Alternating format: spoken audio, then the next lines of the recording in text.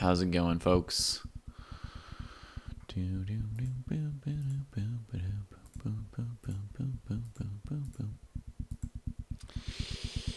All right, it's time for the tournament. There's like 10 minutes left to join, so hopefully we can all get in there. I'm gonna move my board to my full screen board, anticipating that there may be enough players that we need it. The extra real estate of more and more boards I can open up. So, let's see, here we are. Tournaments. Okay, it's the under 1,000 section. We need some players under 1,000. Stat. We also need to cut off my hair really soon. It's really bothering me no matter what I do. And I need some water.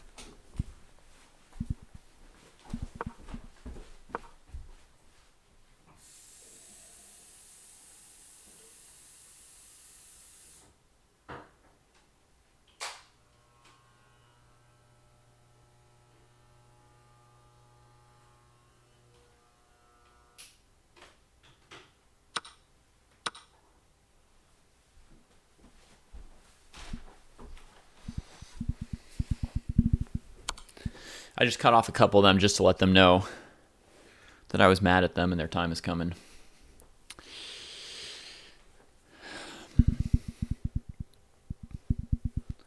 All right. So, if you're under 1,000, Michiko and Corrosion Tech need you. They need you.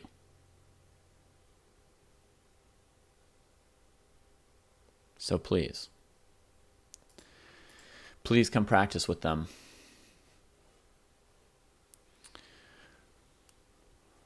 Whew.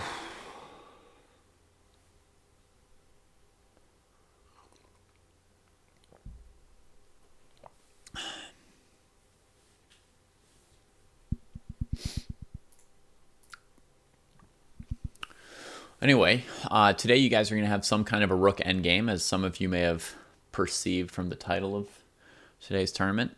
So, yeah, that is true. You won't see the position until your first game starts. And so, on the first move of the first game, for those of you who haven't played these endgame tournaments before, on the first move of the first game, you'll be like taking stock, like, whoa, what's going on here, whatever. It'll be white's move first. Whoa, what's going on? What's this position about? And then, as you get into the second and third rounds, you'll start to have some idea of what you think white and black should do, and then you can refine those ideas. So,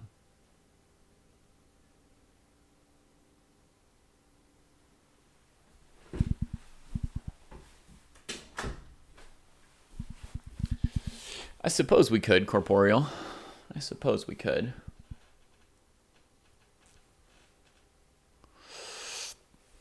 It'll be based on your rapid rating. I'm pretty sure. Pretty sure it's based on your rapid rating, right? Because it's 10 minutes, which is rapid chess on chess.com, right? 10 plus 2.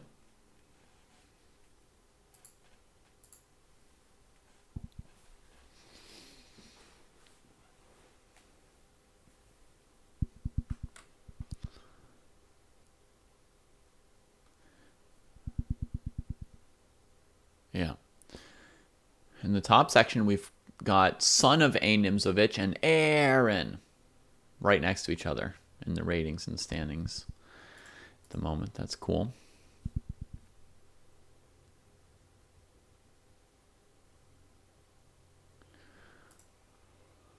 Looks like Chess Latte made it home from school in time to play today.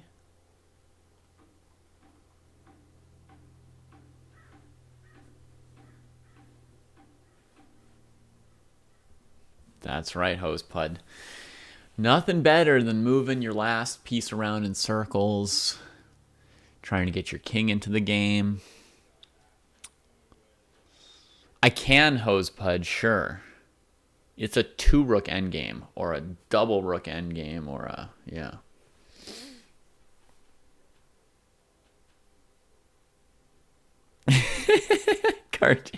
Helpless without my queen. Don't give people too much advice for when they play against you.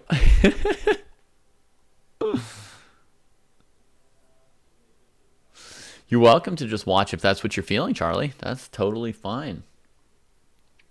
That's totally fine.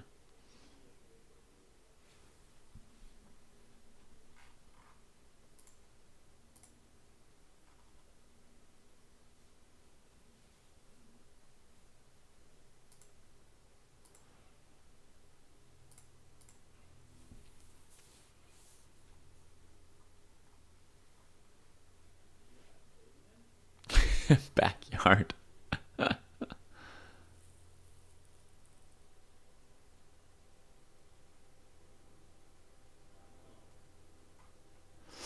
We'll find out, Elon. That I'm not going to tell you guys in advance, like whether I think the position is good for white or black or whatever. Toyma Thug, what are you afraid of? There's nothing to fear but fear itself.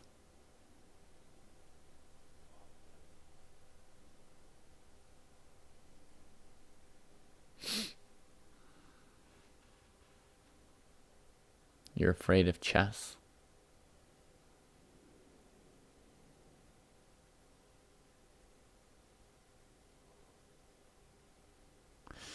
It won't be this exact position, Bone Meal the Lion. Anyone's welcome to play. It's going to be a different position. Nobody's really seen it yet. Nobody's going to know what's going on. I mean, it is from a game between two dojoers, so somebody will have seen this position, but I don't think it's going to really be like a massive advantage one way or another for anyone. Nobody's studied it, I don't think.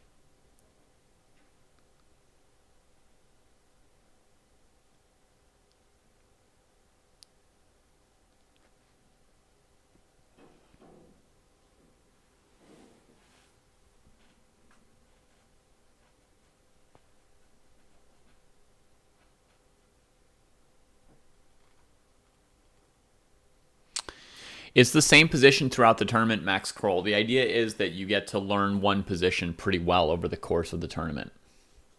That's kind of like the big idea of this.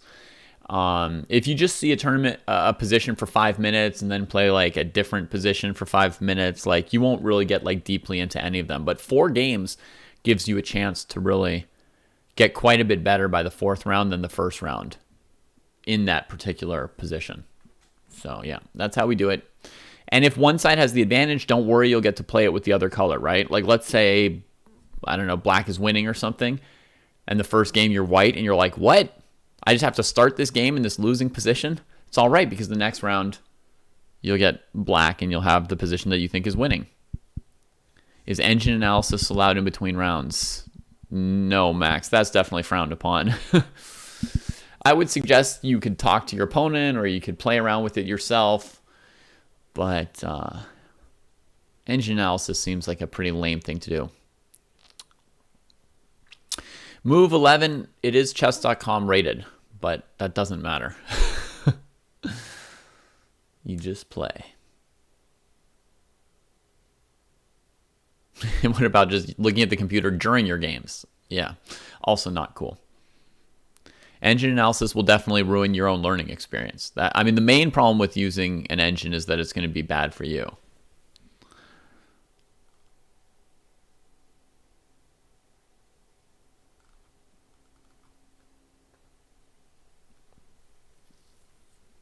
That's true. You could also get your account banned if you use engine moves.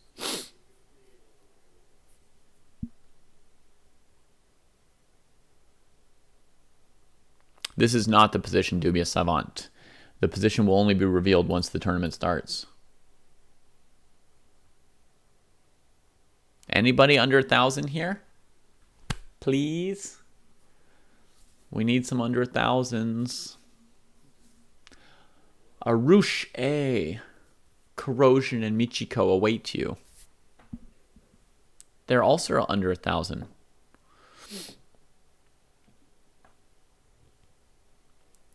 Often the cutoff's at 1,100 or 1,200. Today's a chance for someone under 1,000 to only play other people under 1,000. You can stick with people not too far up. It's going to be 2 rooks for white and 2 rooks for black and some pawns on the board.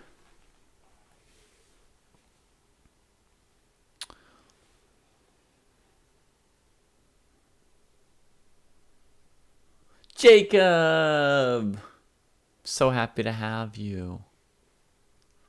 3 cheers for Jacob. Trash at Rook Endgame, so bye? Well, if you want to stay that way, like Jesse with not knowing how to count Tempe, then I guess bye.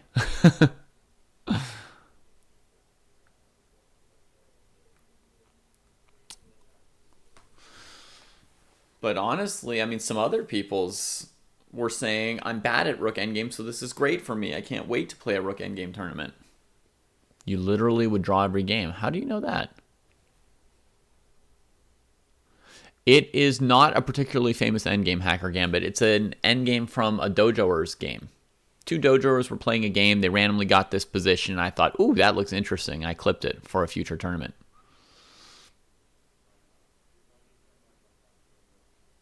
Yep, worth playing one game. If one game is what you want to play, then it's worth playing one game.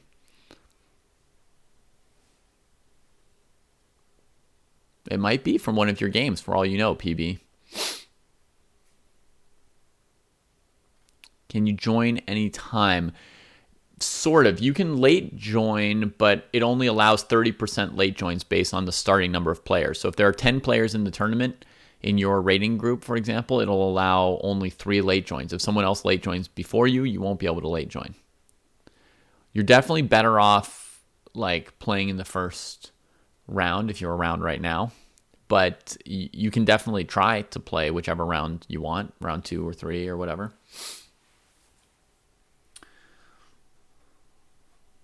All right. That's fine. That's fine. There'll be another endgame tournament at another date.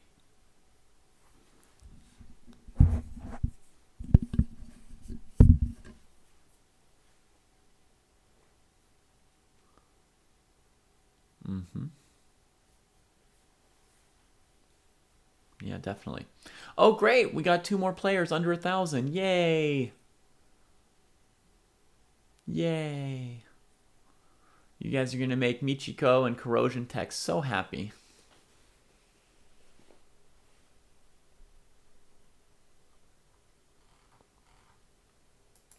Anyway, anybody who's worried about their rapid rating, don't worry about it. Oh, the first tournament has started. Round 1. Here it goes. Here it goes. They are off. They're thinking about their first move. We're 15 seconds in the section. The sections start staggered. So if you're not in the highest rated section, you still have a minute or 2 to join.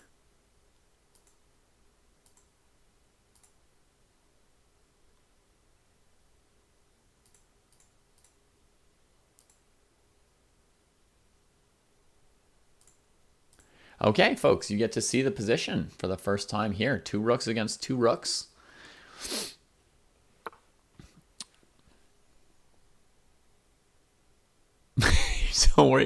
Don't worry about your rating, Thali. It'll find its way. Your rating will find its way. It'll be accurate someday.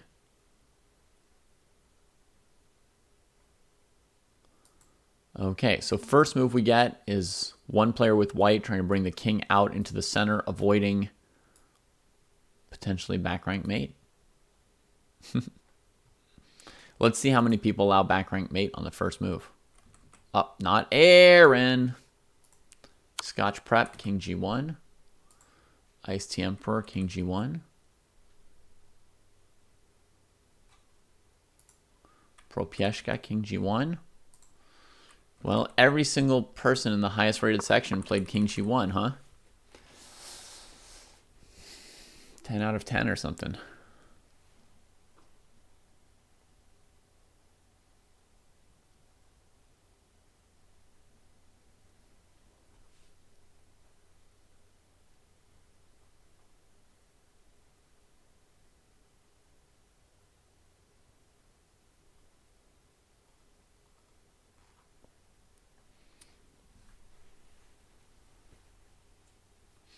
Hey, at least nobody allowed mate in 1. That would have been unfortunate. All right, if you are between 1,400 and 1,799, your tournament is starting in 1 second.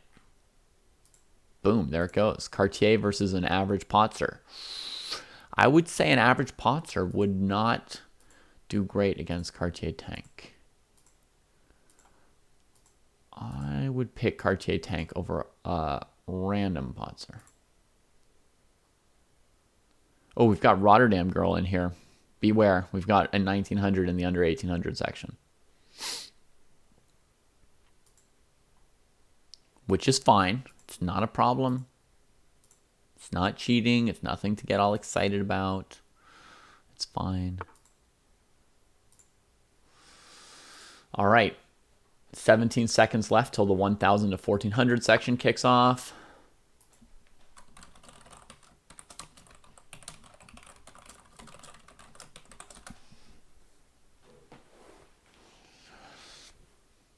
Chess Latte against the Professor. Cool. Let me check that out. Where is that? Oh, it's right here. Chess Latte against the Professor. So Chess Latte avoided back rank mate as well. Doubled rooks. So far, I don't see any game popping up as being finished on the first move, so that's nice.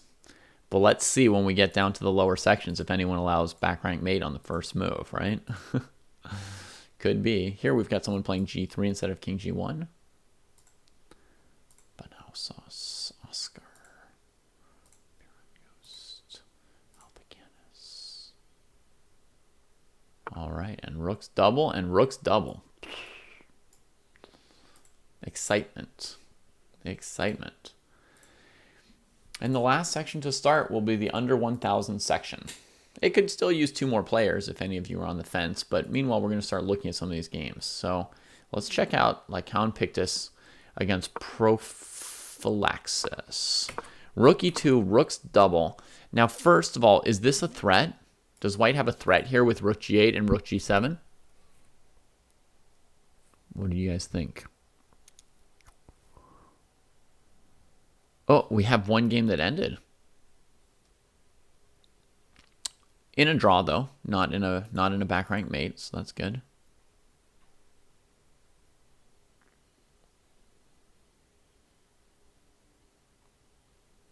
So rook check, king here, rook here would actually be checkmate. White's got a big threat here, mate in 2. It's Black's turn though. A professor of prophylaxis will definitely see that threat and then come up with something to avoid it.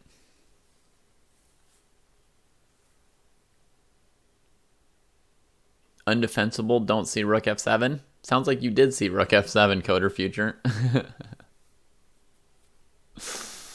All right, let's see the one game that ended and how it did end. It went like this. Check here, rook's double. White takes on h7, so if the rook takes, White can win here. Capture the rook here. And Black starts giving checks. The White king can't escape from the rook in this direction because it'll lose this rook here. So that's one quick draw there. And we've got a quick win as well. Let's see if it's a back rank mate. It is a checkmate. Ooh, it's the very checkmate we've been talking about, right? Rook here. In the other game, Prophylaxis avoided the checkmate, but here MJGG got trapped by the rooks. So now we all know this checkmate and we have to watch out for it.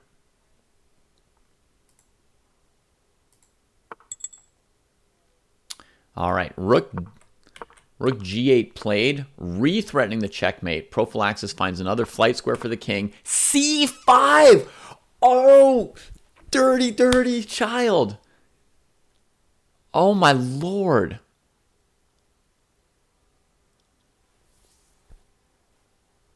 Picked us with the checkmate. See, if you guys did something like this against a kid, you would get in trouble, but kids are allowed to do this to us. Woo. Finish him.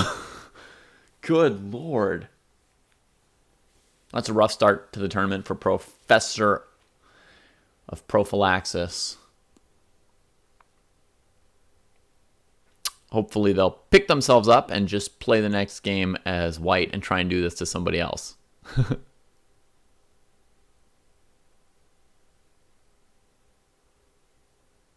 It's okay to watch the stream between games. Absolutely, Alpha Canis.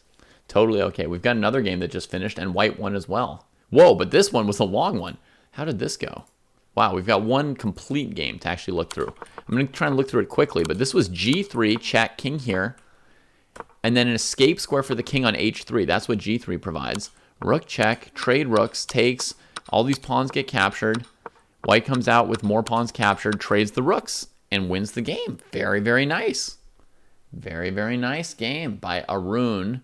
1, 2, 3, 1, 5, 3, 3, 6, 3, 2, 7, 8, 9, 6. Alpha Canis has already won the first game as well. How did that go? Here, here, here. Trades that. King F2 leaving the rook hanging. No! Some kind of a misclick probably for Zealanth. Sad to see. Pictus, his opponent, has resigned. This was checkmate. Good night, sweet professor. Let's see games from the under 1,000 section. We've got No One But Me up a rook in this one. So let me click to the other one between Corrosion Tech and Michiko, because I expect that No One But Me is going to mop that one up. How's this one going? Corrosion Tech is starting to move the first pass pawn up the board. 2 extra pawns for white in this position here, and this pawn heading up.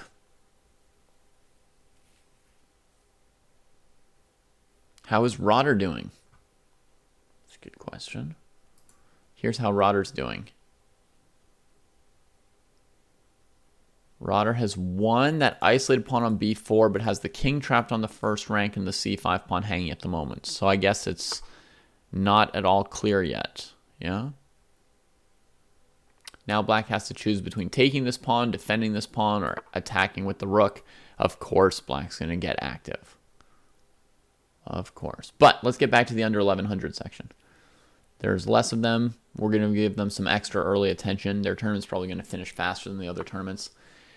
Let's see if Michiko has any kind of defensive chances here against Corrosion Tech. The h-pawn's going, so she needs counterplay. She can't just defend the h-pawn. She needs to go for some counterplay.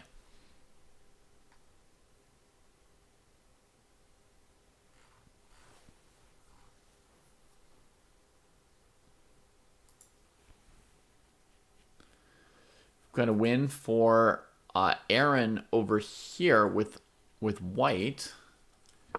What happened this game? Traded all the rooks off the board, and then black just resigned down pawns. Wow. So white is rolling up a massive score so far. Couldn't get back to cover b7. Wow. Brutal. Brutal. No One But Me won the game with the extra rook, as expected. Back to Michiko versus Tech. Aha! She's activated her king. The question is, does this rook have room to stay behind this pawn? This king's trying to chase it out. Can this king chase that rook out completely?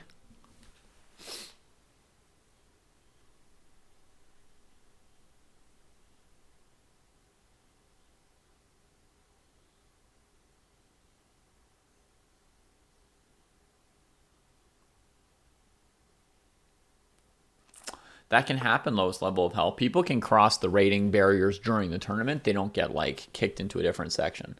So you can start out over 1,000 and drop under. You can start out under 1,800 and cross over it during the tournament. Hosepud blundered on the first move. Wow. All right, so black goes for counterplay against white's B pawn. But it's going to be hard to stop this pawn this way. Oh, the king comes out. That makes it easier for the rook to come behind when needed, I think. Still, this h-pawn looks pretty strong. Is black going to come support this pawn with the king? If you just play rook h3, white can collect this pawn and then just win off of having too many pawns. That's right, Hosepud. Good memory.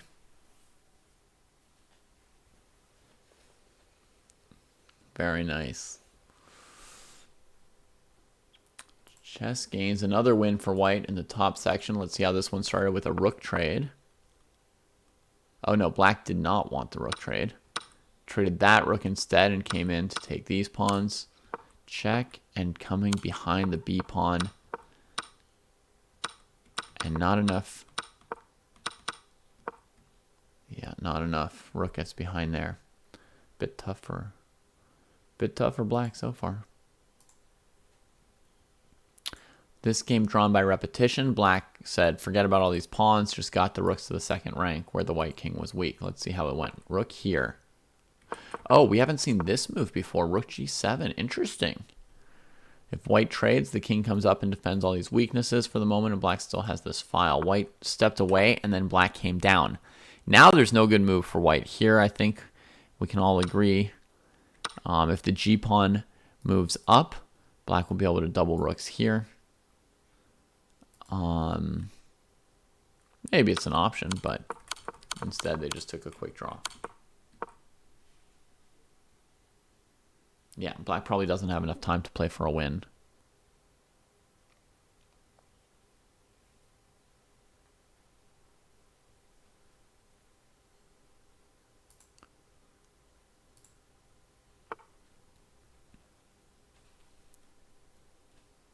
Oh, the h-pawn's almost reached the end. Here comes the g-pawn to help it. Let's see how this went. Here, here, here, here. Takes.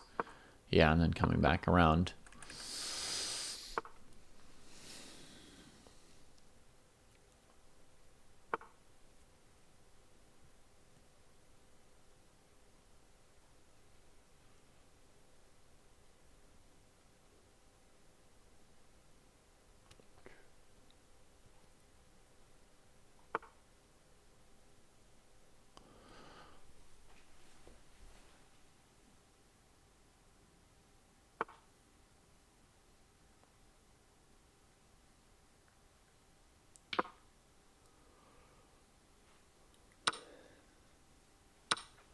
White gets a queen. And wins this game here. We've got our first win for black over here. Let's have a look how the one winner with black did it. First, check the king straight into doubling. Check here, check here. Trades it and defends.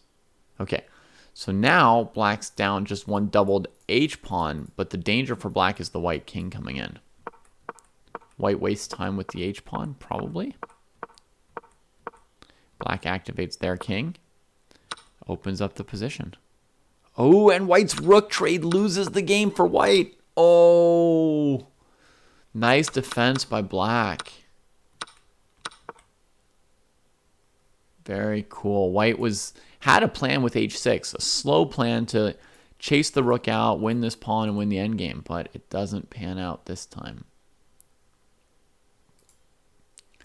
Croatian Tech has won this one with the extra queen. That means if you're in the under 1100 section, it is round 2 now. Round 2. No one but me, Test 6875, and Michiko. Going at it again. There's another win for black on move 1. Rook here. Checkmate. Whew.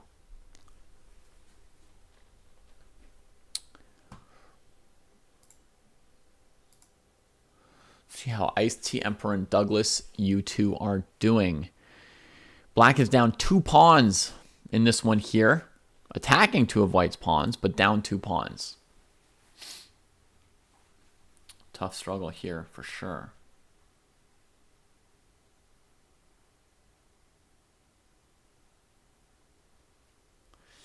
Colors get switched round after round, Thali. Yeah. So whichever color you think is better,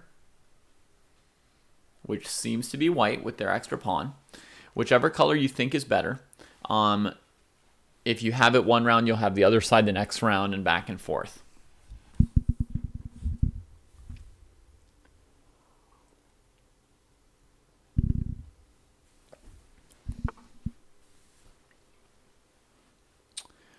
Okay, I was expecting here rook to d3 to defend this pawn. I feel like this pawn here is the real anchor of white's position. If black gets this, they've got decent counterplay. But, I mean, white's also going to make 2 pass pawns for themselves here with this rook b6, b7. So we'll see how it goes. But I think black's chances are probably fine after this choice from white to go after b7. I think king g4 to f5 here. And nothing wrong with black's position. In fact, the king could even help create some weird like attacks, couldn't it? There could even be some like checkmating attacks possible for black here. Whoa, another game ended quickly.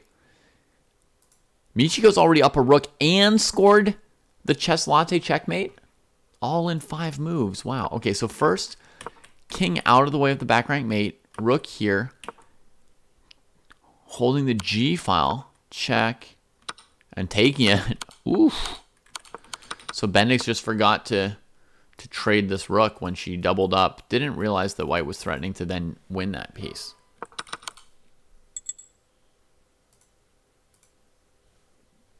Oh, black's in good shape in this game here. Great Swindler is winning. Yeah. You can check the white king away. With the white king not even on the side of the board that has pawns, it's over. It's lost. This game's just done. We can resign it right here for Propieshka, given that this is, the 2000 level section. It's quite clear.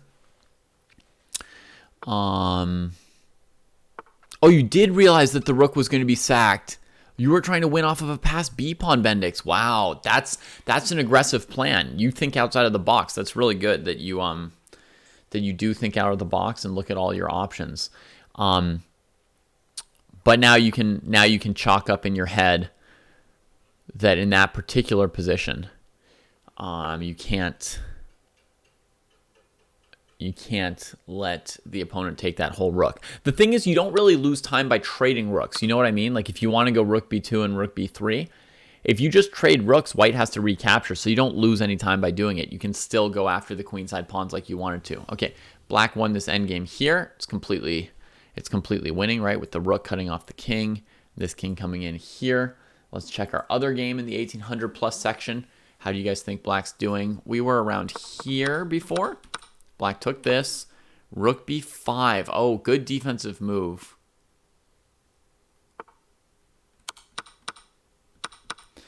Black could maybe go for something slightly more with king here. It probably doesn't really make a difference. Oh, actually, maybe rook check could be good to get the king further away from the pawns. I don't know. I'm just looking for the minutest way to get a little bit closer to the opponent's. Oh, man, that's going to make it a draw. Yeah, game ends. I feel like Douglas had some small chances there, but it's over. So I don't know if there was anything or not. Got another position with black up a pawn in this rook endgame. This is the last game in the under 1,000 section. No one but me has crossed 1,000 by winning the first round. But looks like they may cross 1,000 a second time, but in the down direction this game. The A pawn is further advanced than any of black's pawns, so white does have their chances there.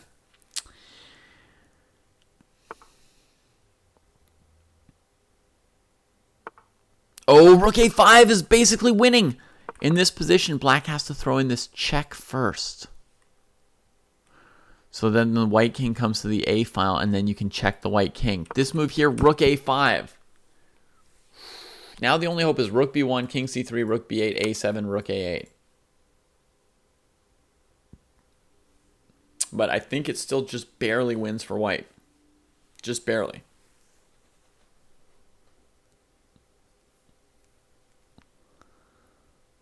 Yeah, everybody's going to want to know what the boom room is. It's very intriguing. All right, let me open up some more games since we're in round 2 now in the 2000 plus section. Those who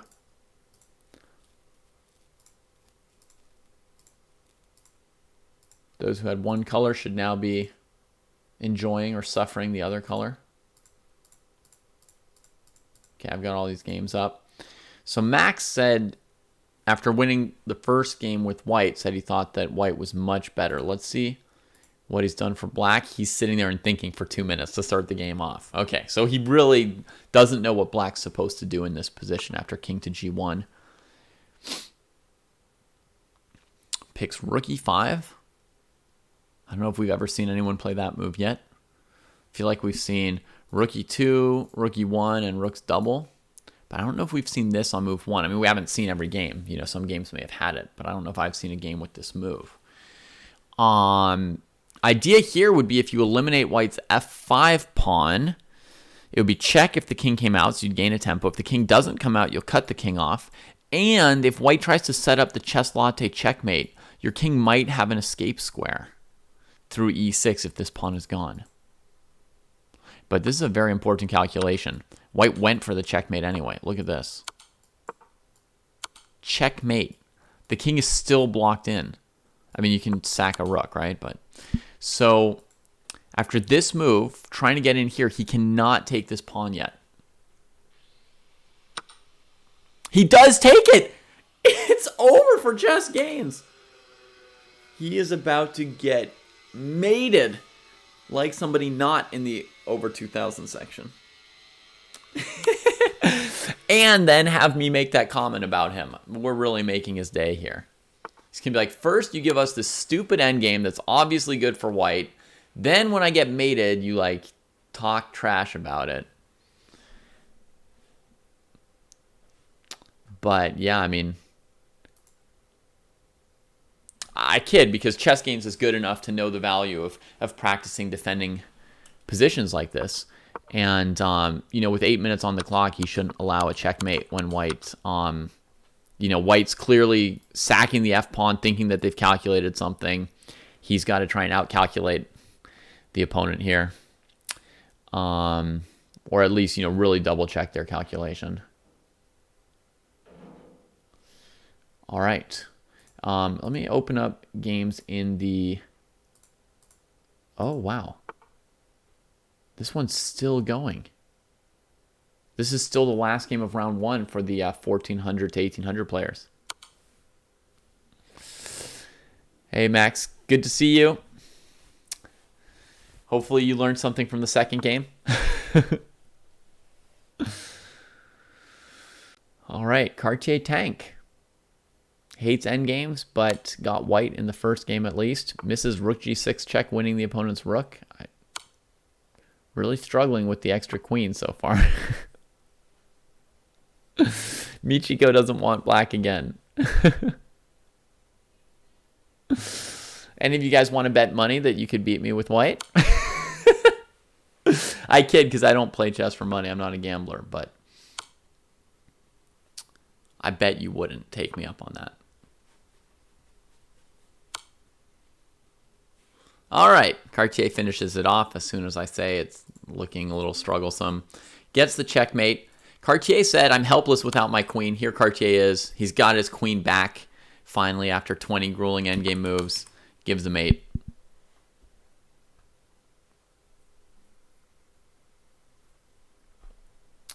All right, and into round 2 they go. Let's open up some of these games again.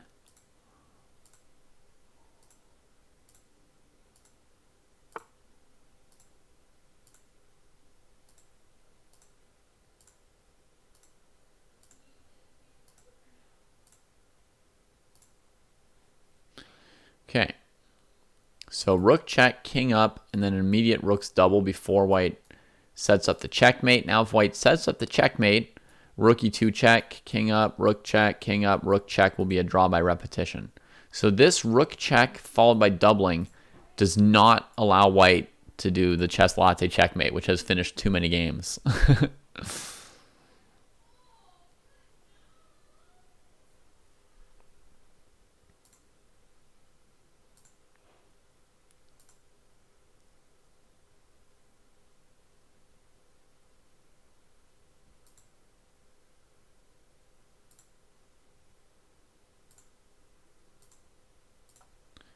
This looks like round 2 in the 1000 to 1400 section here.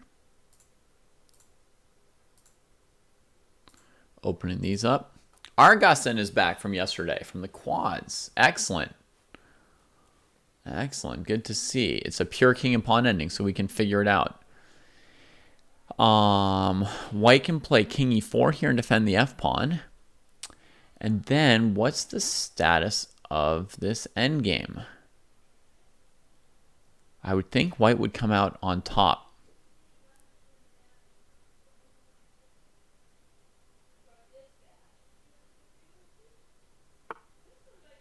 You drew with black, Michiko? That's great. Congratulations. Everybody's complaining about it. Hey, Leafia.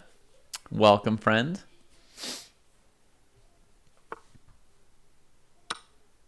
Ooh. Who's going to win this race? Black needs 1, 2, 3, 4, 5, 6 moves for a queen. White needs 1, 2, 3, 4, 5, 6 moves. Ooh, we're going to get a queen endgame. We're going to get a queen endgame. Yeah, several people have won with black lane, Haas.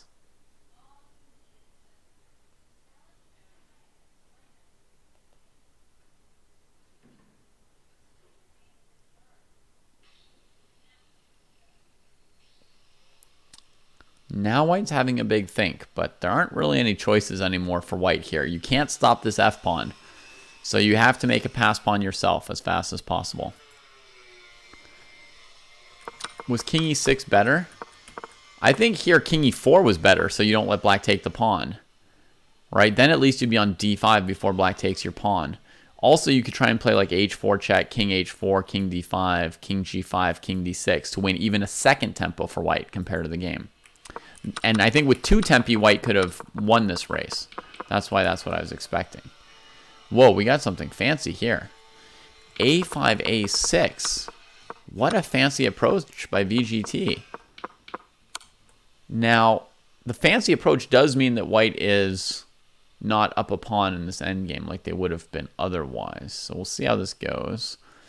Oh, it's a tricky check here. I only see 1 safe square for the black king. King e3. Always good to give your opponent like 5 choices to mess up and like 1 choice to not mess up.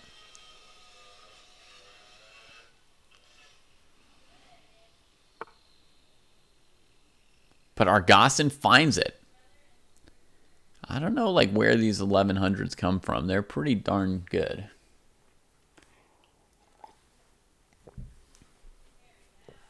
I mean, like shockingly good.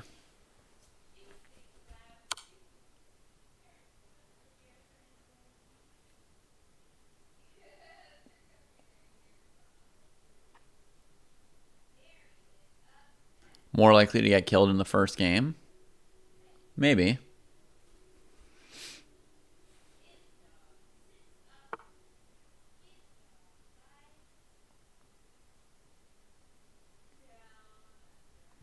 That seems wrong, because now white can take this with check. I think black needed to play king f3 in that last position. After the queen b6 check, that looked right.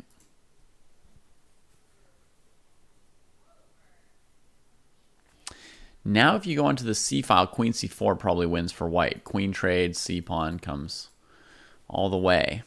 So now black can't go to the c file. This is going to be very hard for black now. Because now the white queen's got this great territory. Black can't allow any queen trades. This is looking very, very difficult for black now, I think.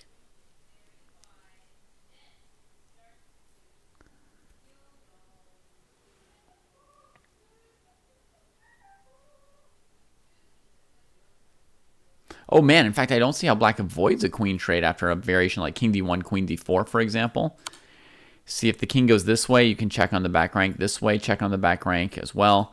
If the king goes this way, queen c4. And if the king goes this way, queen c4. And any king and pawn ending at this point, I think, is winning for white.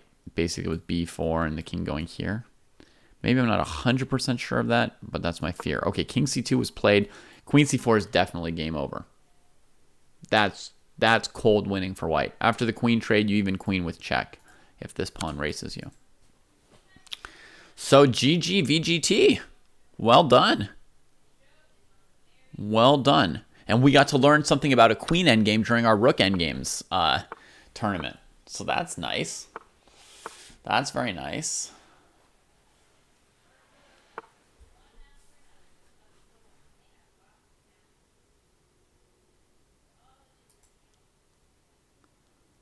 Vampire chess in 17. 17 holds a quick draw. Let's see how 17 did it. Rook check.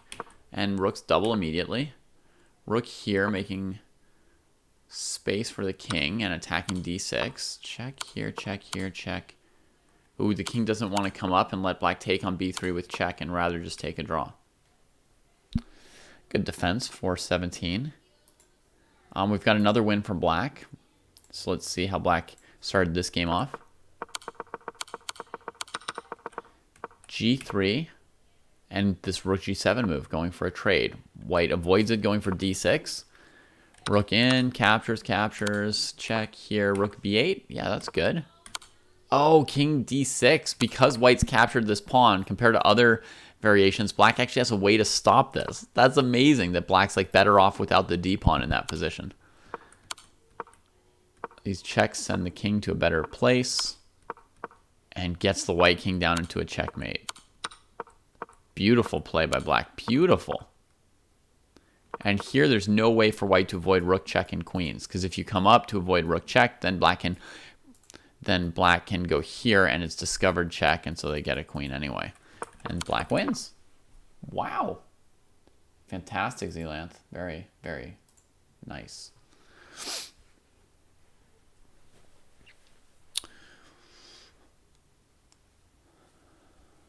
Okay, what's going on here? White's taken D6, black's taken F5. The black king is pretty weak here. Tries to get out of this box. I would expect rook B6 now, trying to leave that king in here, force him back to the back rank. If you can force the black king back to the back rank, you're in pretty good shape for white here.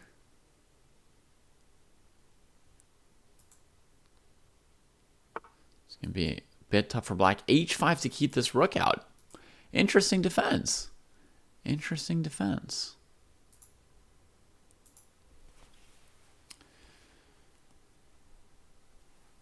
Now, white can take b7. It sort of lets the black king up a bit, but white could take b7, b4, just have way too many pawns.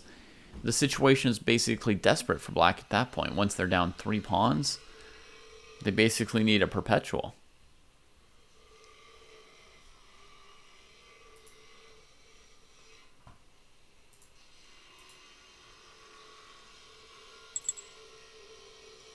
Okay, last round in the under 1,000 section. This one here, the winner would win the tournament. If Corrosion Tech wins, they have a half-point lead.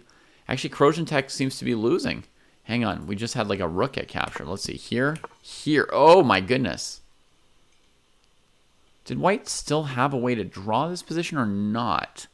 Do you guys think that white could blockade this pawn and still hold the position, or is this losing? This was definitely like a rook hang with king h2. But could white have held the draw and saved the tournament with rook h3? Quick calculation exercise for those of you not playing today.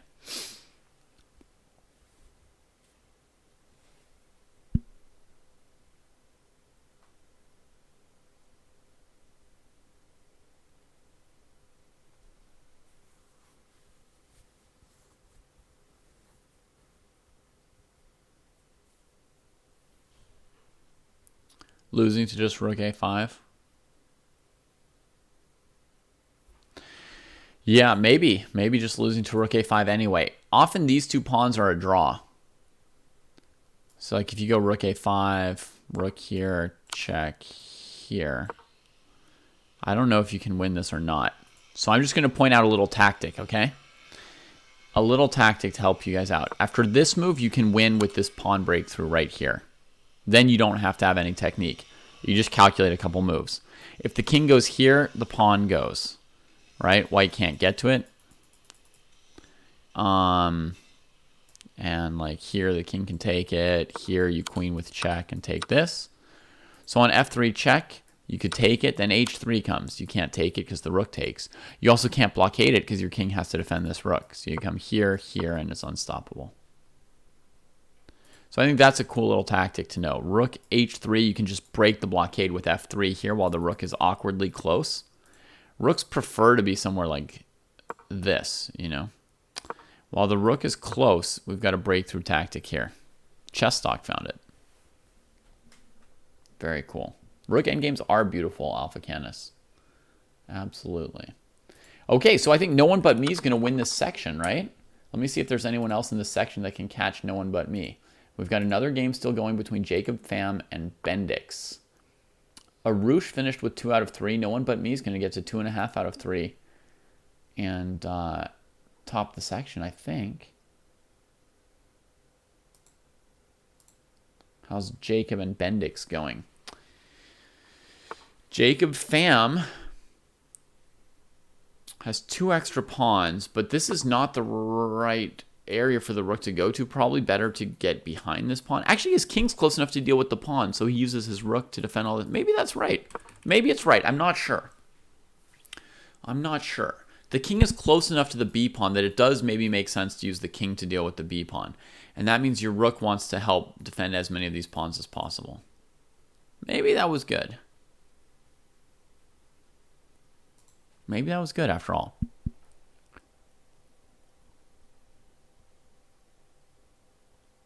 How is Seth doing? Seth is playing Kanubi.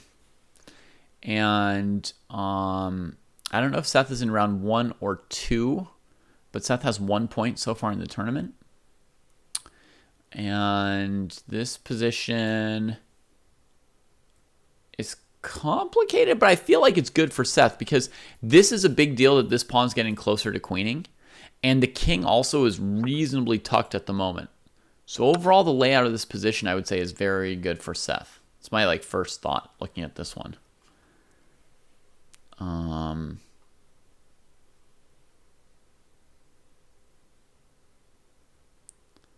Paulie just won another game with black. White's definitely scoring more than black, but there are wins for black here and there, even in the top sections.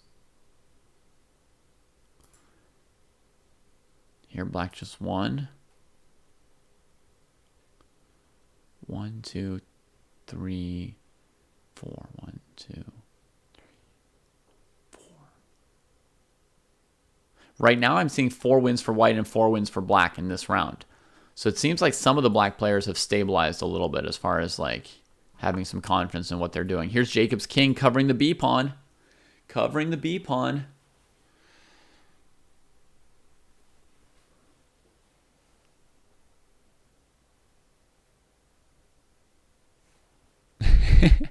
That would be the same for me, Slow Death. Yeah. In the rook endgame, I feel pretty comfortable. When it switches to the queen ending, I'm like, no, what happened?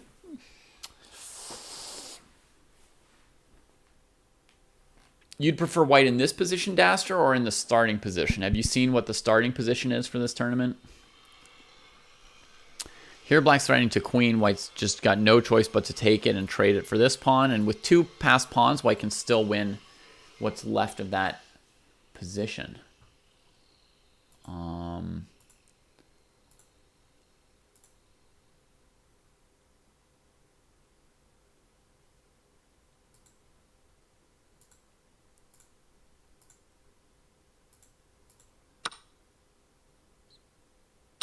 Took it. Very good, Jacob.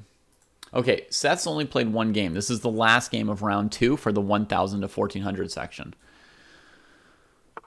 So Seth is currently at 1 out of 1 in this tournament. It is Leaf, yeah. In general, there are a few exceptional positions where it's a draw, but in general, it's a win.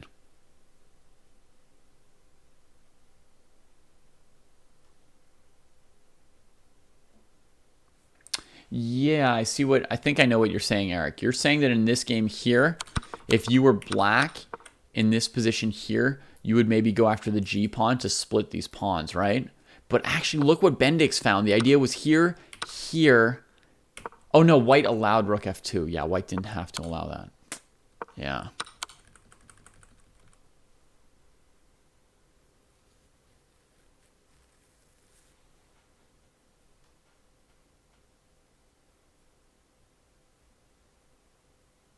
Nice race to GM, nice. Congrats on the magic win.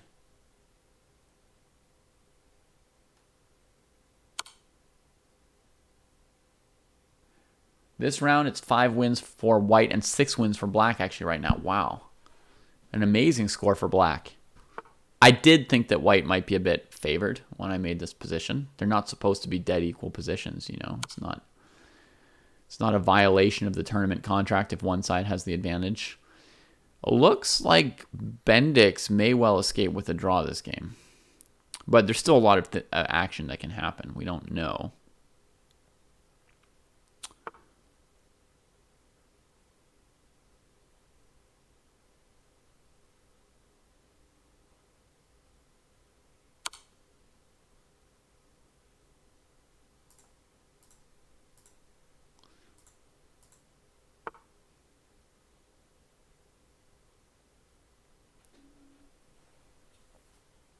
All rounds will have the same position. That's right, Slow Death.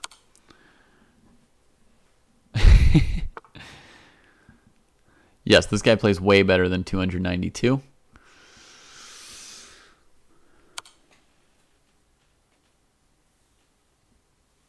See, now that the black king is so far away, white could go rook here, take this pawn, and this would really threaten to win with the black king so far away. It's really a dangerous pawn.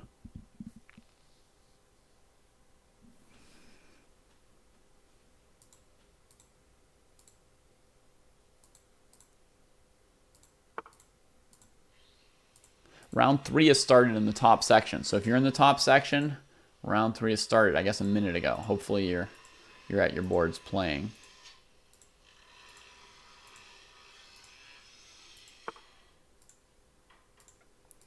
In the top section, we've got 3 players with 2 out of 2, including this matchup here, Trav Kuskin against Great Swindler. And this one here, black has started out with the immediate check into doubling. Trav Kuskin created a flight square for the king on g3. And Great Swindler said, yeah, go to g3, please. I send you there.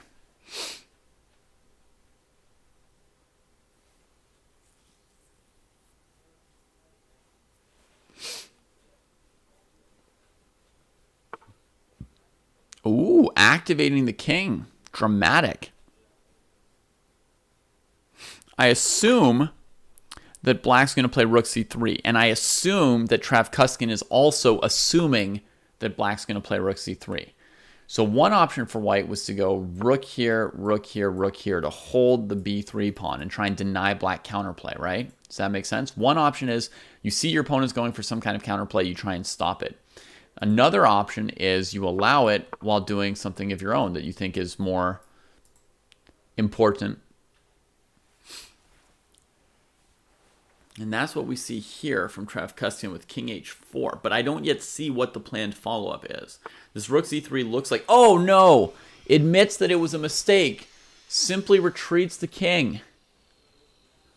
And black is doing fine now. I can guarantee that rook b2 leads to a fine position for black. Since white has wasted 2 full moves like this. Trav Kuskin is in grave danger here now. Right, why he didn't play rook g3, people are wondering, because this rook would trade here. And if you take with your rook, you lose this pawn and your king's stuck on the side. I'm not saying white would lose, but it's not pleasant at all. Right? And after this, if you take with the pawn, then of course black could take here. Check, so your king blocks your own f-pawn, and then go take this. Oh, you guys are wondering about rook fg3. That's an interesting move. If black goes after this b-pawn, you can give the latte mate by surprise when they thought, wait, I thought we were trading rooks. So this way would have been possible, yeah. I suppose so. That's still quite an interesting move. Black's faced with like how to stop this checkmate. Nice move, guys. I don't see a good answer to rook fg3 actually. I don't see a good response to this. I mean, I see a couple moves, but they're not like very good. And I like the idea of like just sacking this pawn and going for it with these. And if black takes on their own, then you've got it covered.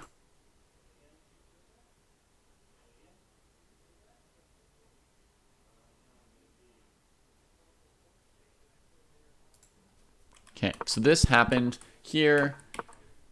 Defending that pawn is aggressive. This comes in. Okay, white's going to take here, let black trade and do this. It's going to be very tricky here. It's going to be very tricky how this plays out. You are, Tolly, yeah. You can leave at any point from these tournaments. Any Swiss system pairings, it's fine to leave. After 1 game, after 2 games, whatever you want. Yeah. Very polite of you to ask. Okay, Seth's game has ended. So that means in the 1,000 to 1,400 section, round 3 will have started. This game is still going. Jacob Pham is up a rook against Bendix. Could get a win in the last game of this section. So I want to open up more games. Round 3 of the 1,000 to 1,400 section.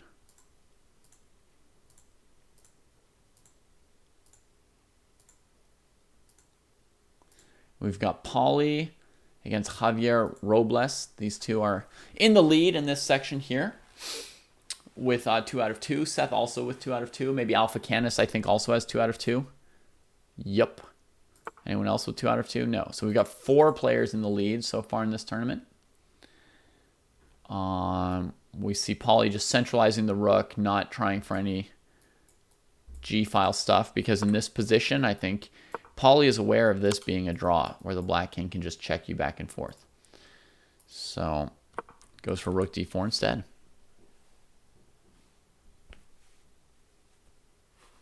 That's right, Leafia. Let's see. Now Seth's student knows how to checkmate with king and rook. Not only does Seth know it, his own student knows it now. Was this done well? Let's have a look. Yep. Yep. Oh man, student knows what he's doing. Whew! Ay, ay, ay. Not just improving, but passing the improvement on. Well done. Jacob Pham crosses 300 for the first time, folks. Well deserved. Rating boost there for Jacob Pham. All right, let's go check out some other games. Trav Kuskin. This game here, the one we'd been watching, right? You guys remember the b3 pawn was going. White goes after f6, takes the doubled f pawns, and sends the rook back this way. If the rook checked here, the black king would come to c6 to defend this. But that does take the king far away from your f pawn. So I'm almost certain that I would give that rook check. Oh, but his idea is to cover this pawn here and cut the king off at the same time. So Trav has an idea as well. Trav has an idea. Okay, you'd have to really calculate to know which idea was better.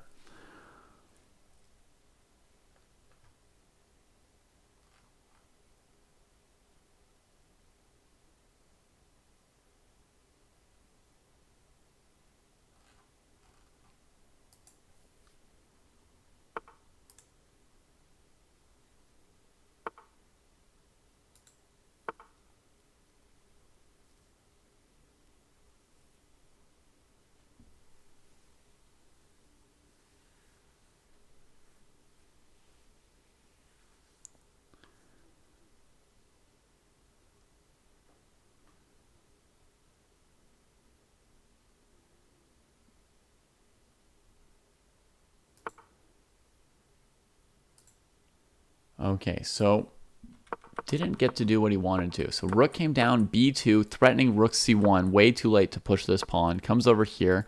Black has to defend it. Now if he plays this, the king comes here easily. Even if the king were on c6, f6, king d7 would be in time, I guess. So pushes the h-pawn. Black's technically down a pawn. It feels like black has sufficient resources to draw, right? With the furthest advanced pass pawn and the white rook passive and the black rook active. It seems like black should have enough to draw. Could black even try to play for an advantage, maybe, with the greater activity?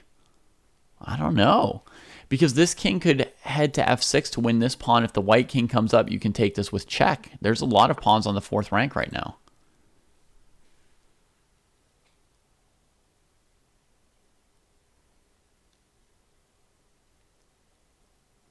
Bendix, bravo to you on that positive attitude there. Very, very nice. Very nice. I'm sure you'll be back with that attitude, and you will score more points in a future tournament. For sure. White could play f4 in order to answer king f6 with king g4 and not allow this with check. That's possible, yeah. There could be like a weird idea here, though, where black plays like h5 here, here, and traps the king on the side. Could that ever lead to a checkmate? I guess not. The king comes this way.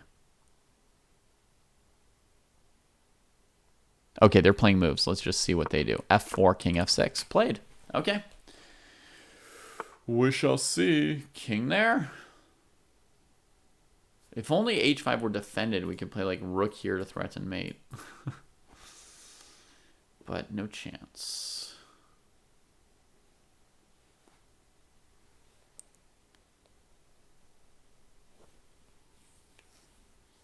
Yeah, you're going to do great, Bendix. There's going to be a lot of people here for you to train and play with. I don't know if you've seen this video yet, but I made this video for anybody who wants to get up to 1200. It's got all my advice for like how to spend your time, you know, when to play, what to study, what to do, what not to do, etc. So if you haven't seen that video and you're interested in,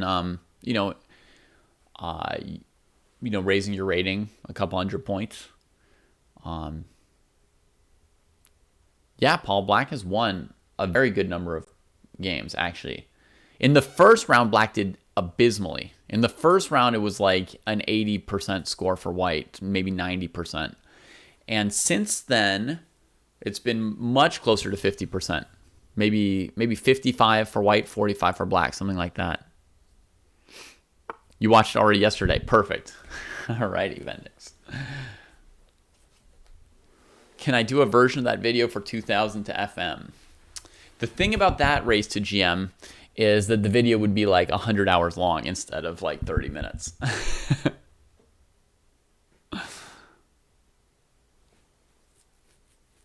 6 months in advance. Wow, Zealand thinks that we're not about to quit. Or just hopes that we don't quit. Either way, thank you, Zealand. Much appreciated. Much appreciated. Okay, so how did black get this pawn? Did they just maybe get a Zugzwang? King g4, b6. Yeah, that's the simplest. Look at that. White just in Zugzwang has to do something bad to their own position.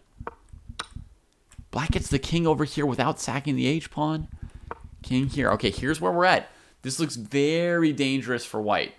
Because black could potentially like eat all these pawns, maybe in the time it takes white to take these 3 pawns, and then the winning scenario that black could try for is this d pawn being the last pawn on the board.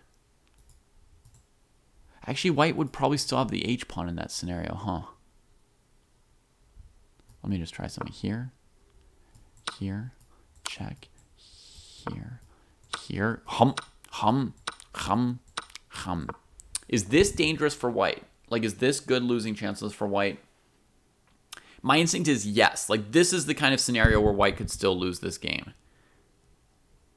This looks highly losable. Highly losable. Whoa, Yar welcoming a bunch of people to the dojo.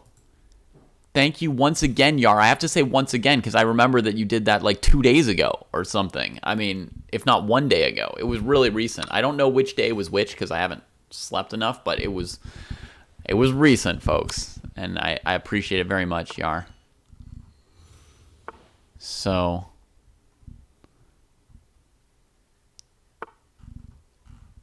let's see what's going on. So this was played. Check here. Oh, and Great Swindler chose to keep the pawn. Great Swindler only has a minute and a half to play this endgame, so it's not so easy to do. I suppose king takes, king here, rook d2 is maybe the idea to hold on to all the pawns at once.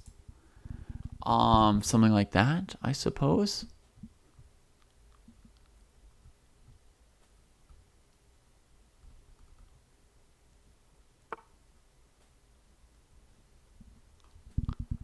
Oh my lord, cutting the king off, the technique! Folks, look at that move, rook e2. Oh, Eric saw it too. Eric, take over commenting for me.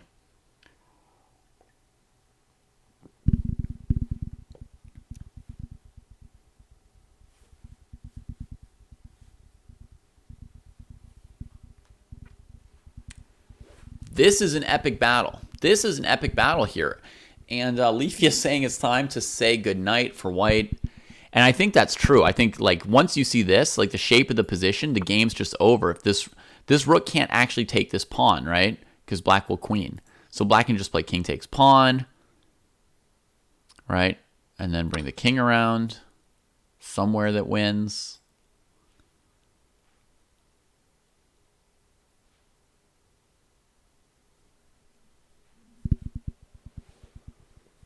Yeah, the shape of the win is there for black.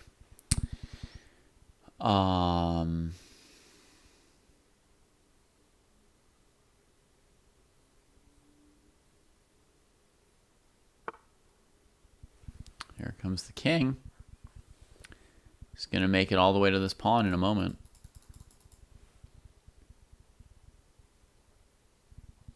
I think king here, rook d2 is going to be the move. Defending this pawn and creating more space for the king to come across. Yeah, that's it. Nice move by Great Swindler. Very nice move.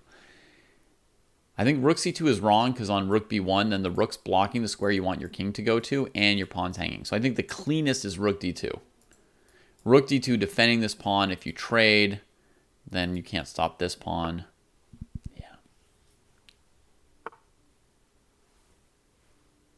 And now king comes across.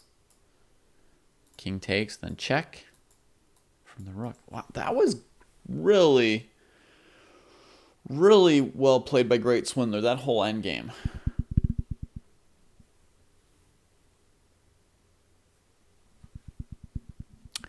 And you know, guys, whether or not white or black is better in the initial position, we've all got a lot to learn about just moving our rooks around in circles. There's a lot to be done.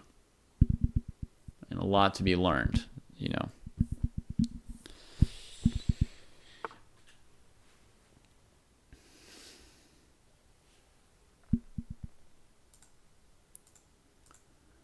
All right, Alpha Canis versus Seth is the last game in the 1,000 to 1,400 section, and these players are also both at 2 out of 2. Polly won in their section. So Polly's at 3 out of 3 going to the last round. We'll play whoever wins this game. Wait, is this game over? F6 check just happened? Oh, yeah. That's going to send Alpha Canis to the championship game. Rated only 1,079 in the under 1,400 section. Playing people 300 points higher probably every single game so far, Alpha Canis. Wow. That would be insane. If Alpha Canis could like win this tournament, that would be absolutely amazing. I don't think I've ever seen somebody win one of our tournaments when they were in like the bottom 100 of the 400 point rating band. You know what I mean? Like often we split the tournaments by 400 point groups. I don't think I've ever seen somebody in the bottom quartile, you could call it, by rating, actually finish up first place in the whole tournament. So Alpha Canis has a chance here today. Meanwhile, let's go back to Great Swindler. Down to 10 seconds in this game on King D3. Wow, that was down to 10 seconds to find that move. And you see Trav Kuskin may be losing, but is going to like think really hard if there's any way. If there's any way. Okay, and in progress, we've also got the 1400 to 1800 section, which is in round 3 right now. And here are the games that are still going. We've got Steve Nash's Workout. Defending, still down a pawn against Terhier. But yeah, sometimes you have to defend down a pawn, folks. That's life. You cannot be certain that you will never play a rook endgame down a pawn in your life. So there's no reason to complain about having to play black sometimes in this tournament. It is absolutely normal to play chess down a pawn. Happens to everybody.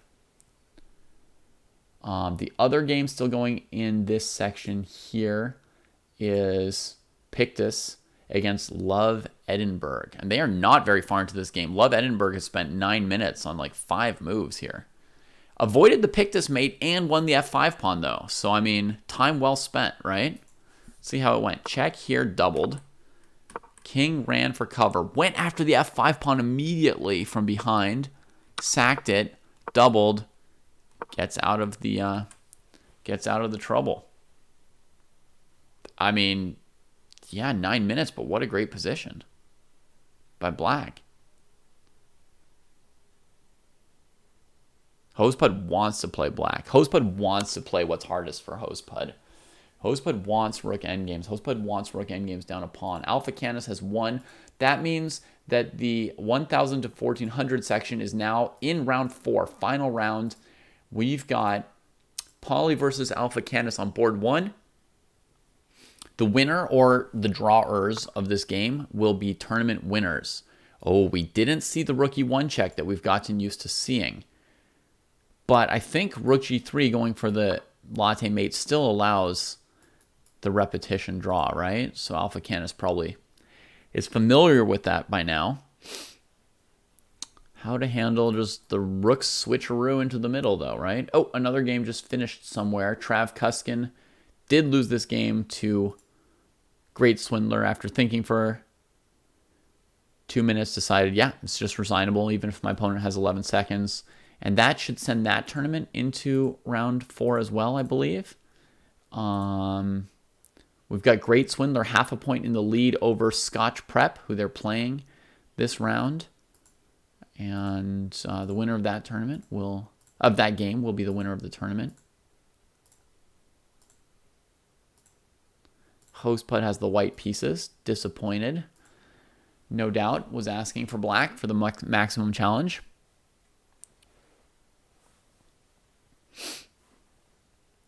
Jay Sadji got the 3 blacks in a row that Hosepud wanted.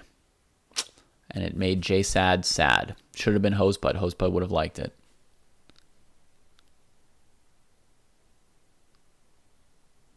What to do when you have a losing streak? Lose lots of rating points. Yeah, Gerton, there's a lot of things you can do when you have a losing streak. One of the easiest is definitely to lose your rating points. Okay, what's Hosepud going to do here? Support the rook or go more active with the rook? Support it. Now, the position's kind of stabilized in a sense. Black's got time to bring the king up. White's going to probably trade one rook and bring this rook back here, since otherwise White's kind of frozen. Do we have one game still going from the previous round? We did. Let's check this out. Let's look for some pure defensive technique in this endgame. I think f5 is a mistake. It advances your pawn, making it a weakness. Check. The king's going to fall back, and this pawn is going to become weak. If it were back on f6, the white king could not attack it. But now white has the potential to put the king on e5 at some point. Obviously, after defending this pawn. Or maybe not obviously, but first defend the pawn. Then try for like king e5 at some point. So in general, when you're on the defensive side, you don't want to make weaknesses. You don't want to make pawn pushes if you can avoid them. Unless they're like clear counterplay, right? Like you're making a pass pawn, you're gaining something. But this isn't like creating counterplay, it's creating a weakness. Best defense for black would be to try and switch this rook's position with the king's position. Can the rook get behind with rook check, king here, rook back here? I suppose white always has rook c3, but the black king can switch and be the one in front of the pawn. I think the proper... Excuse me. I think the proper ordering or deployment for black is to switch the king and rook, if possible. So...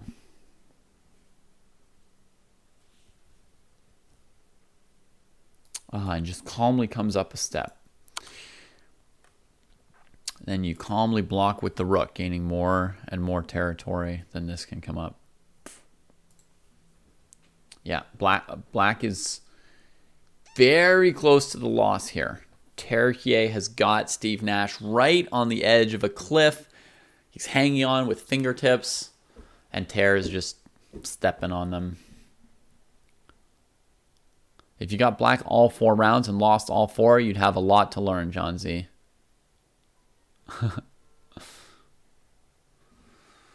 You'd have a lot to learn from those games. All right, in progress, 1400 to 1800. In progress, 1000 to 1400. Do we have this game open? Do we have this game open? Nope. Okay, we got some more games to open up from the 1000 to 1400 section. There's Z-Length. A Chess Dojo sub for the next 6 months. Let's check out the top board. Battle. Poly versus Alpha Canis. King G1 on the first move. Doubled. Rook here. Defended it. Oh, came off of the doubling. Went passive. Not going to be happy about that. Here, I think white had just a very strong move, G4, right? Defending that pawn while saying, hey, I'm just going to win D6 for free. I think that's much better than trading the rook, probably. Oh, although white always has the move C5, don't they? Because this rook's undefended. And white's improving the king position. You don't want to give black time, do you?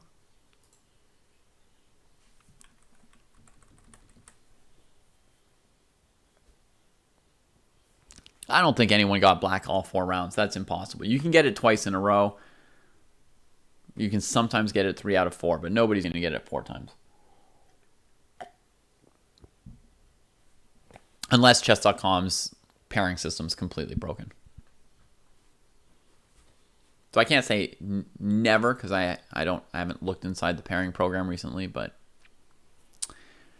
king here. Trying to win by just queening the pawn. But I think that's very, very risky technique from Ter because now black rook gets counterplay and can then try and sack itself for this pawn from behind. I would prefer a move like this, probably. Or this. C6.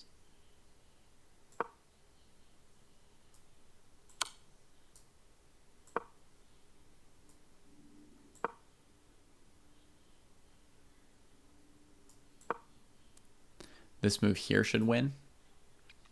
And then you just queen the pawn because the rook can't get behind stuff. Well, check. Here. Takes. Here. Here. Here. Here. Here wins. So he's got a sack. Here. Yeah, this is winning for white. Do you guys see how I did that? I think it's instructive depending on whether or not it went too fast for you. But that's like the right way to use the pieces. This rook's, the only hope is for the rook to get behind here. And then, oh, sorry. Yeah, so I checked here first and then came here. And then this is very important. Trying to play rook c5, that trick, and check here. Here, you have to come back this way. Black gets time to take this, but white still wins. Let's see what they're doing, though. Let's see if black makes anything out of this opportunity. Steve Nash sacks it and pushes. Doesn't push. F3 was good there, but okay.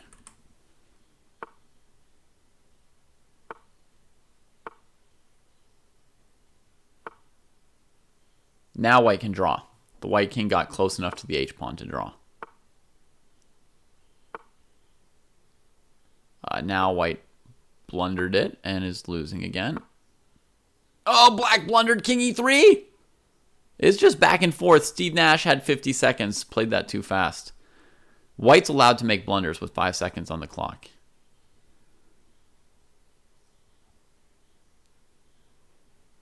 Wow.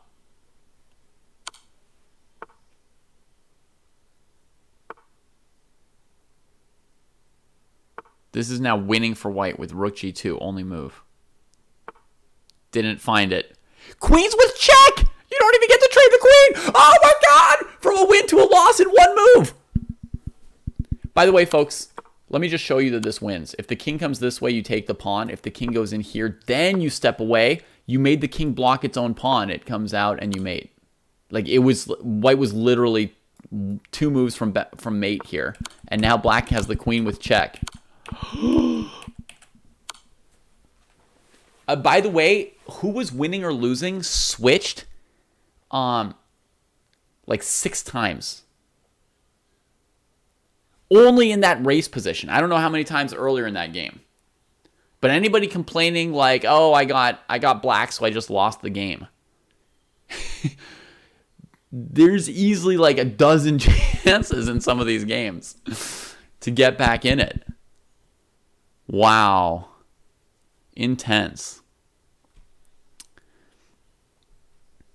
All right, and that's going to bring up round 4, the final round for the 1400 to 1800 section, folks. So if you're in that section, I'm going to go back to this position meanwhile, where Paulie is looking close to winning the under 1400 section while crossing 1400 during the tournament.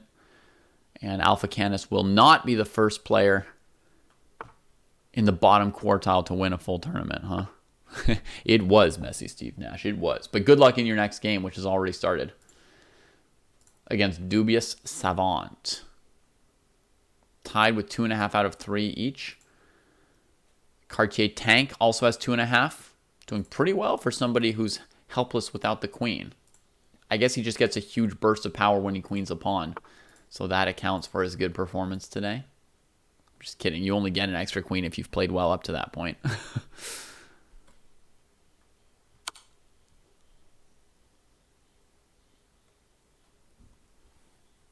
Oh, this one's going to be a quick draw right here. I think White went for the mate. Black's just giving him the drawing business. Whoa, some of these games are finishing fast. But now oh no, it's just in a different section that's further along. What happened here? Wait, why did White resign? Check, check, check, check. And the Great Swindler resigns here with White. Anybody know why? Oh, I think I know why. Trade here and push. And the rook can't get to this square in time, and it's pre-defending b1. I was thinking, like, you know, you're not losing your rook after this because you've got this move. But yeah, it's just trade and push, and yeah. Wow. So a quick win for Black, and that's going to like win the tournament for Scotch Prep, isn't it? Scotch Prep was half a point behind Great Swindler in the tournament. And had Black in the last round, which you guys all say is like, oh, I resign if I have Black. Went after b3, and then just won the game. And Race to GM points out a very, very beautiful variation. Thank you, Race. Rook d4, rook e5.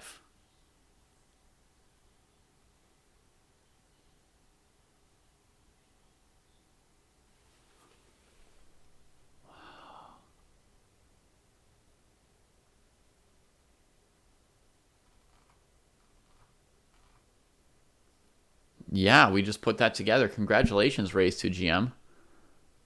Great defense this game here. So went for doubles, and then rook over here. White takes the pawn. I think that's a mistake probably from White here, from Great Swindler. I mean, Great Swindler was 3-0, so who am I to say? But doesn't this feel like the b3 pawn is more important than the d6 pawn? So maybe there's some improving move with this rook that could be preferred here. Either rook here or rook here kind of occur to me. Coder Future, you've played rook g3 in this position, like pre-doubling up on your own third rank to cover everything. Wow, that's interesting. Very interesting.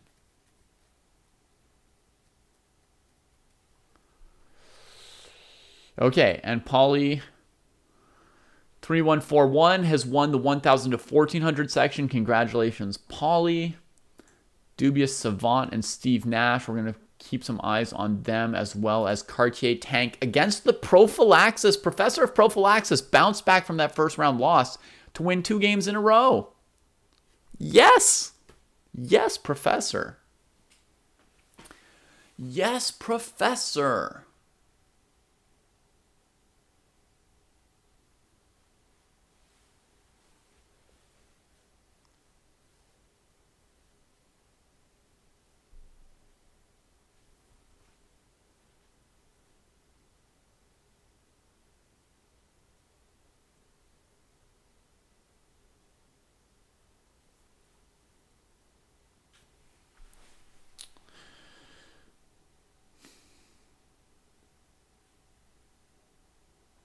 Well, I don't think that Black's accomplishing anything with this single rook trade, and this rook is still covering it still seems to be in decent position here by attacking h7 and defending this.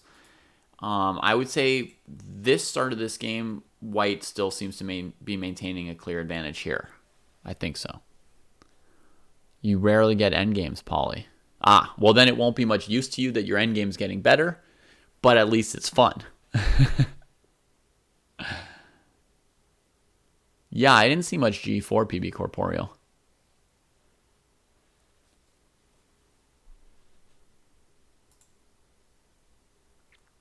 Okay, Dubious Savant has an extra pawn still here.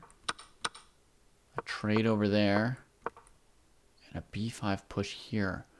Ooh, Steve Nash looking at here, takes, and then whether or not the pawn or rook takes, taking here. Steve Nash has won this terrible position once before, right? Not long ago, folks. Probably most of us can still remember that. It was against a C pawn. But yeah, I mean, definitely you can see that Steve Nash now trusting in that endgame technique after that one. So here happened. And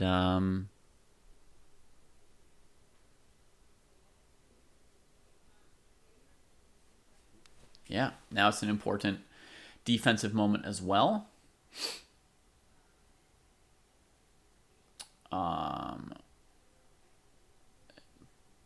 If black goes king g7 to h6, white plays h4. So I'm thinking of maybe like h5. Maybe that's insane. Maybe I just play too actively sometimes. h5 trying to do something. Maybe we should just sit as black. It may be an option to just try and do nothing. You know, king g7, king f7 style.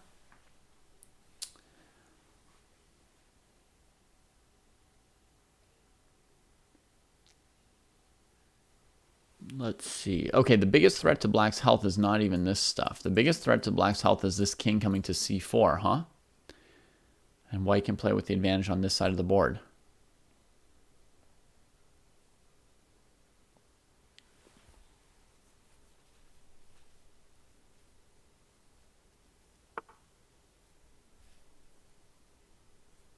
You're not going to lose just based on somebody's rating, Daster.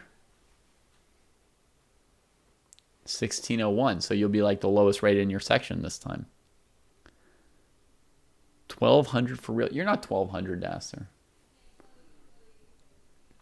Alex Babel wins on the second board. So finishes with 3 out of 4. That's a nice score. Here you guys see this h5 move cracking the pawn structure or trading off a pawn.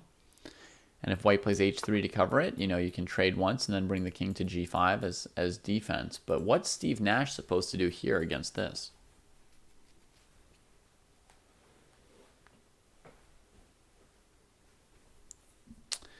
Yeah, Slow Death. It's always open. People can always late join pretty much all our tournaments. Here's the links to information. Okay, your 1200 FIDE is way, way underrated, way inaccurate.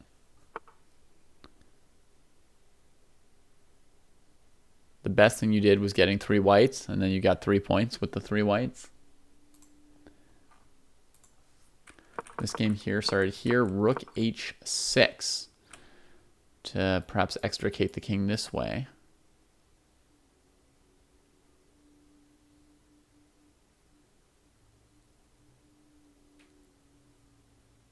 But okay, had black checked here, and then defended this.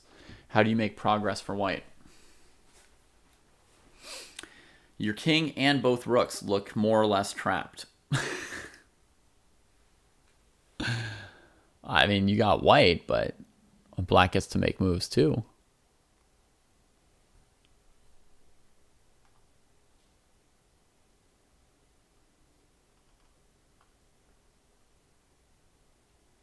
Oh my god, I just blundered this pawn.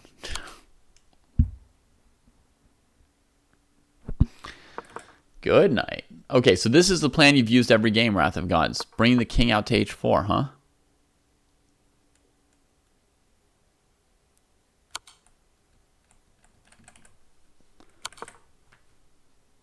Okay, so here here,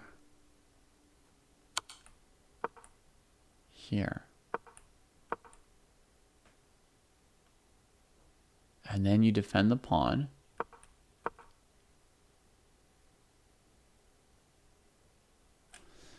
If the opponent trades, then your king goes here, and on king g7, your rook just comes back out and swivels to d4. Huh. Okay. So here, here, here. So white's done this before. Alex says that he's allowed this before and used like this kind of a plan. And then perhaps here. And even though black gets counterplay, he's still got enough extra pawns and enough control of the position to win, I think. Or that's what he thinks. We're in week 1 right now, Slow Death, so you can get paired for week 2 if you register before Sunday night.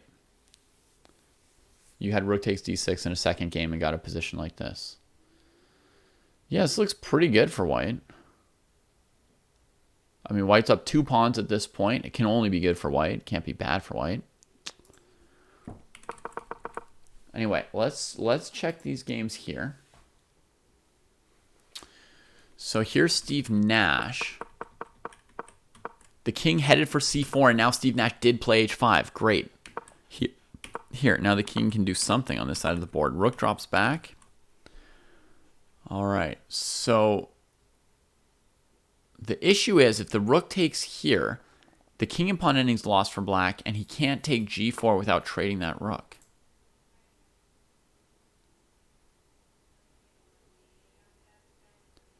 Oh, this is pretty slick from Nash. Guys, this is pretty slick.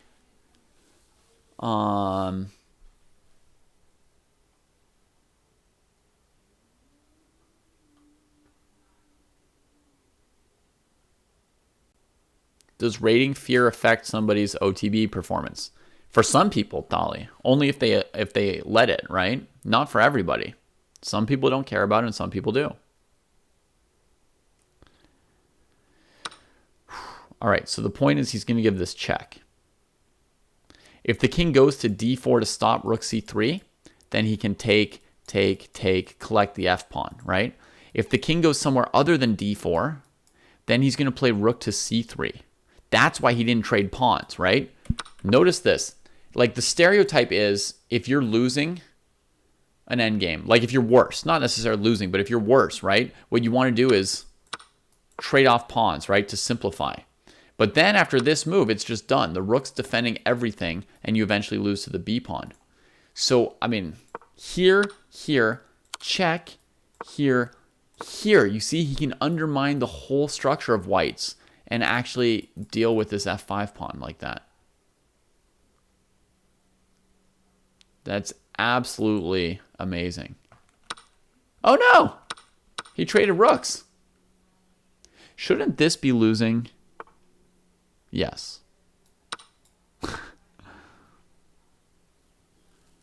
Yes, it should.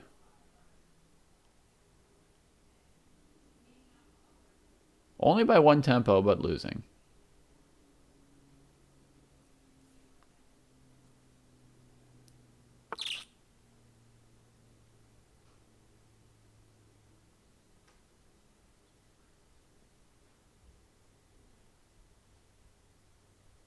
Nice, Slow Death. Nice. Glad that you're enjoying it. I'm not trying to make people play slow chess, but if people want to play slow chess, I am trying to provide it so that they can enjoy it.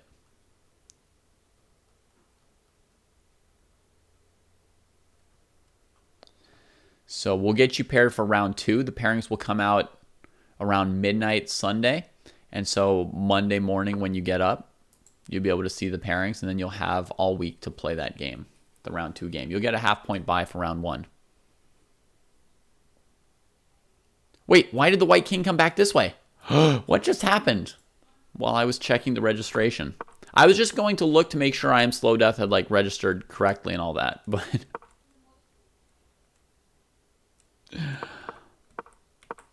here you just push. Oh my goodness, Steve with another Unreasonable defensive effort. Wow. By the way, folks, this move looks drawing, right? It's in the box of the pawn, but I just want to make sure you all know the pendulum, okay? This is the pendulum. You go here. You're threatening f4, then f3 check, f2, f1, because your king's covering all these squares. So the opponent has to stop f4, right? Then you come here. Now you're threatening f4 check, king down, king down. So they go here, so that if you push here, they can stop you and win. And now you come down. You have to stop king f1. That's the pendulum. Okay? That's the pendulum. But here's how the game went. Wait, why did he... Hang on. He comes back here, and then on king d3, he doesn't go and stop the pawn? He now heads back this way, and then white chooses to push, queening with check. And black lost. King e3 is winning. At the last moment.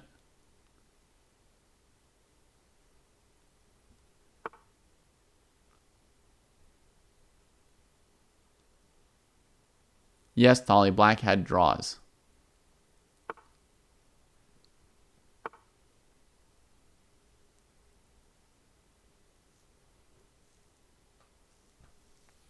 Wow.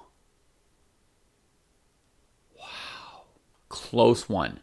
And we must say congratulations to Dubious Savant on winning the 14 to 1800 tournament. Congratulations. Although calculating whether or not to queen a pawn seems to be still something to work on in this one. Let's see if Cartier Tank has any chance to catch up for first place. 3 connected pass pawns for white, I would say. Probably no. Probably no.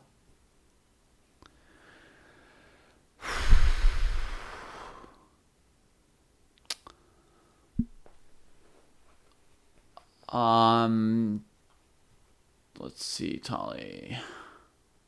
You want to go back to this one, and what do you want to see?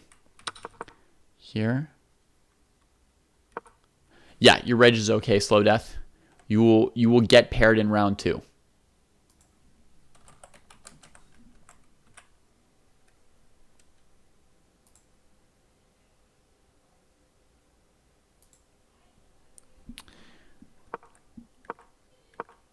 Here, one more move before king g4. Okay. You want to say king e6 is enough to draw here? Is that your variation? Let me see, Tolly. I have to scroll through chat and king e6, king c6, f5, b5, f4, b6, f3, b7, f2, b8, queen, f1, queen.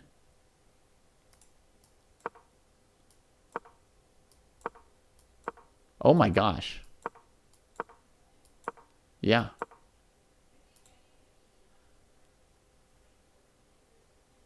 You're right, Tolly. I miscounted the tempi in this line. Where is Dobata, Lane Haas? Dobata has been axed for cheating. No more Dobata. Praise the Lord.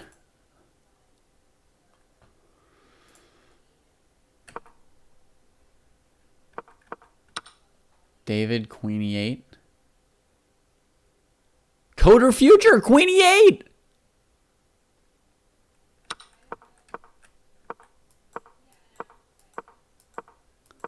Maybe I calculated this before. Who knows? I can't even remember anything. No, I think I distinctly miscounted and thought white queened first.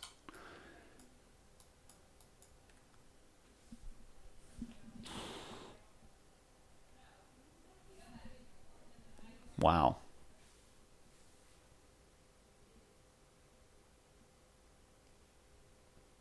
Watch me do it, Seth. Whoever won the tournament's the tournament winner. Whoever won the tournament is the tournament winner. If you can show me that all 4 games were played without, the players with black having chances. Steve Nash got 3 games with black, was very close to winning this tournament. Very close. Close to losing the tournament too, but, Oh, you don't see why it's winning for white? Shoot. Basically, the king was going to get forced to like to move on to the f file, and then the queen gets lost. Okay.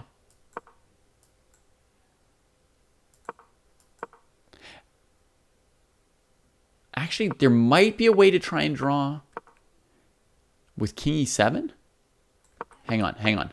Here, king e7. If here,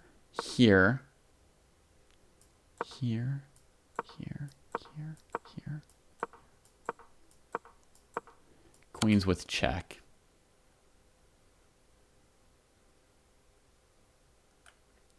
I don't know, Steve Nash. We could analyze it for a little bit.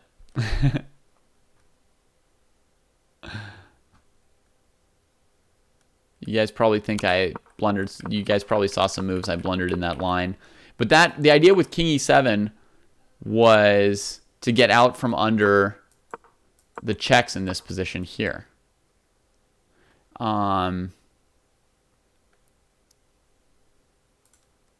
Black won multiple games in the top section, Lane Haas. Like, even 2100s lost with white to 1900s. Even players who were outrated in the top section won with black. Several times.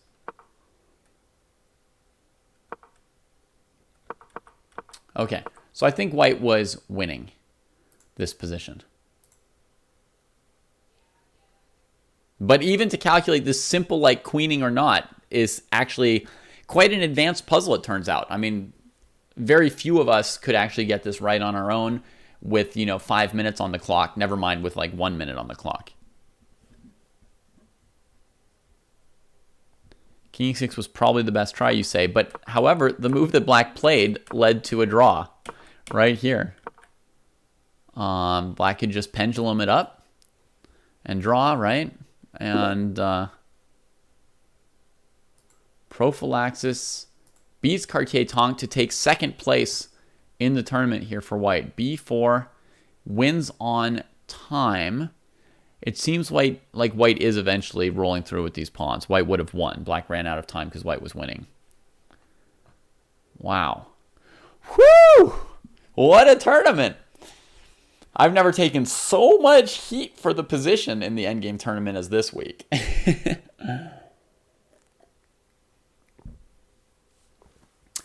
That was intense. Okay, when black played king g4, instead of coming back, we think that white could have just queened the pawn, right? That was like the simplest win that Dubious Savant ever had, was that. And then here, something like this. So in that sense, you could say that king g4 was less good practical chance than king e6, because king g4, white could win by just pushing the pawn down the board and queening, which is like the most obvious thing white might try. Whereas on king e6, it's trickier for white to win. The variations are actually quite complicated after king e6. So I guess in that sense, you're right. About that, perhaps?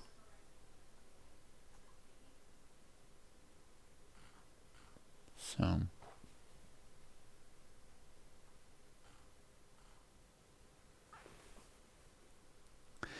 the Endgame tournament, I think I'm probably running about one every 2 weeks. Hard to say.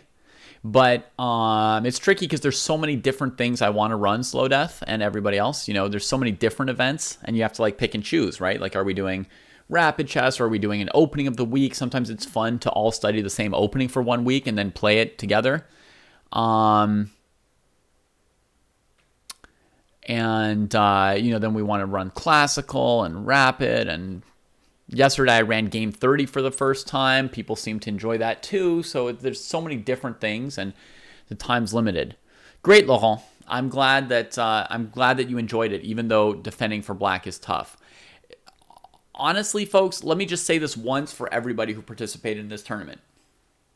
Yes, like white had an advantage, but no, I don't apologize for it. Okay? I would give you a position with an even bigger advantage for one side at some point. I mean, do you want to only practice positions that are like more or less equal? What are you going to do if you get into an endgame down 2 pawns or 3? Are you going to like resign? No, you're going to complain that David never had an endgame tournament where you were down 2 or 3 pawns, right? You'd be like, why was there never an endgame tournament where we got to practice being down 3 pawns? So I'm not going to apologize for it. This is part of chess. Sometimes you've got a bad position. Sometimes you've got a good position. Both of these are worth practicing. And I know people blow positions where they're up 3 pawns all the time. Don't you guys want to practice being up 3 pawns and like being more automatic with your technique up 3 pawns?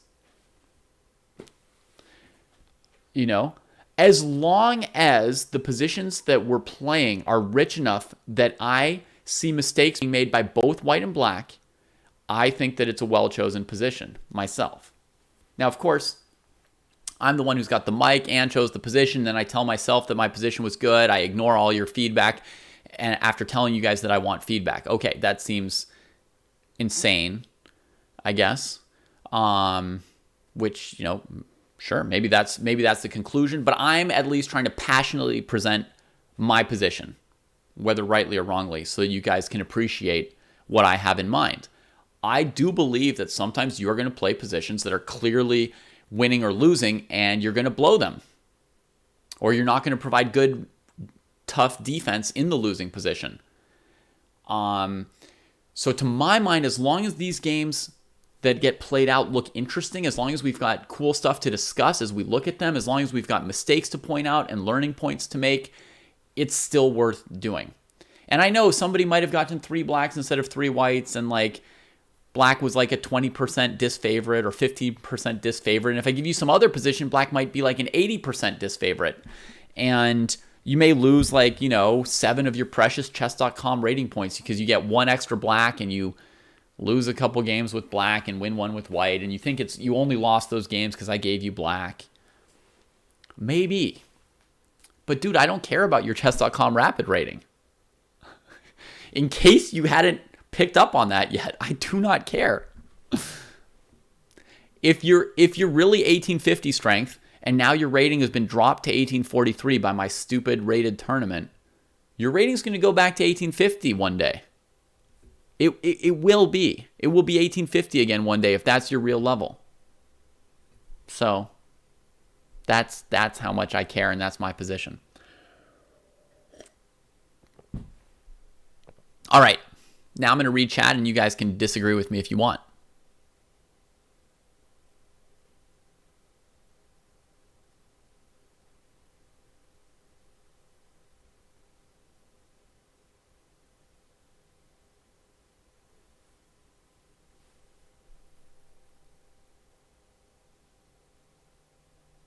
Dubious Savant says I'm wrong, but doesn't really explain it particularly clearly.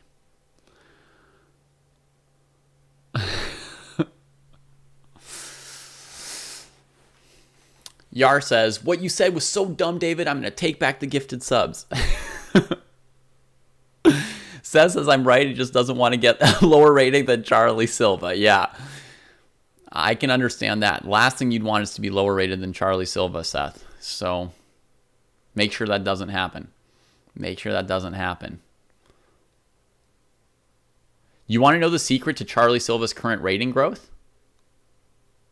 Maybe if you know the secret to his rating growth, you can stay a step ahead of him.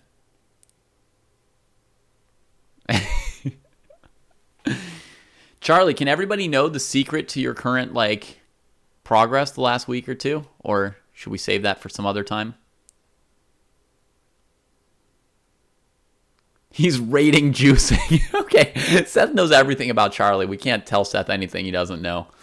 All right, folks. So what Charlie did is Charlie decided to every day play exactly 2 rated games with utmost concentration. Charlie still plays a ton of other games unrated to continue grinding and practicing and getting better. But every day at some point, Charlie sits down and plays 2 games that are his serious rated games for the day. It's like a 2-game mini tournament that he does once a day.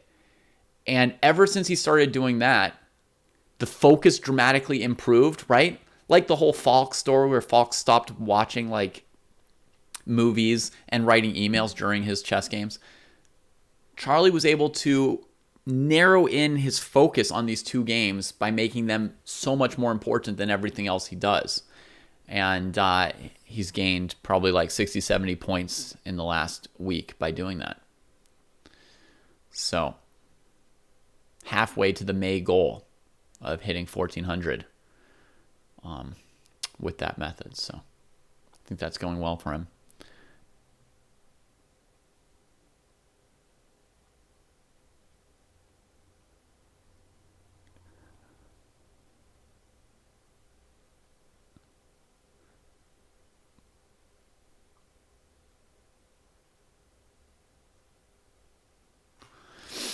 Yeah, okay, Douglas would like a drier position. Maybe like knight and 2 pawns against knight and 2 pawns on one side of the board. I mean, obviously, whatever position I choose, like some people won't like it and some people will, and I understand that's normal, but I'd like, a good number of people to find the positions interesting to them.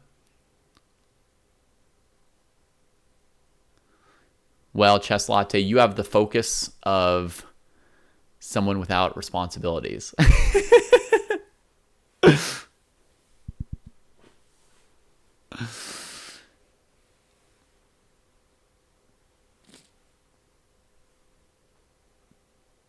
Better than the queen endgame where you got mated every time. All right, so only the second worst position we've used. Kostya wants to practice more rook endgames on Endgame Sensei. Sounds like he's already gotten over the pain of what happened an hour ago. Wink, wink, Kostya. Chess Latte only thinks about chess, folks. Only thinks about chess. So, if you think it's tough to keep up with Seth Lichtenstein, try and keep up with a kid who only thinks about chess and doesn't have a job.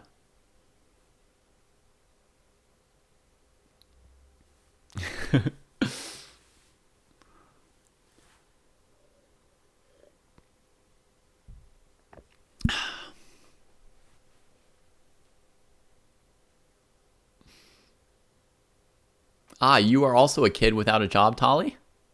And you think only about chess. Nice. Nice. Welcome to the stream. We're happy to have another chess kid. King and rook versus king and queen is brutally difficult post. I don't know how to play that endgame correctly, so it's a very difficult one.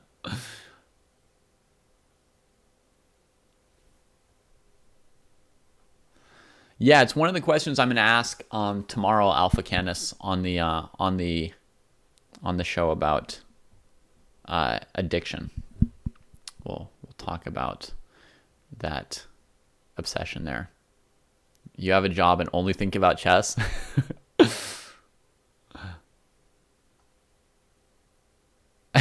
At work right now. Excellent.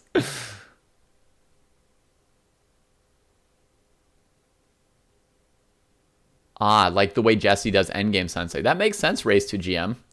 That perhaps the way Jesse runs his chess, his endgame teaching would be better than the way I run it. That makes a lot of sense. Ooh, we could have an opening of the week and an endgame tournament the same week with Lane Haas's suggestion if we run a Berlin endgame as our opening of the week some week. Thanks, Dubious Savant. Thank you very much for the support. Nice. Rook and bishop versus rook. Make you guys play that for 4 rounds? Yeah, that's we could do anything. The opening endgame of the week.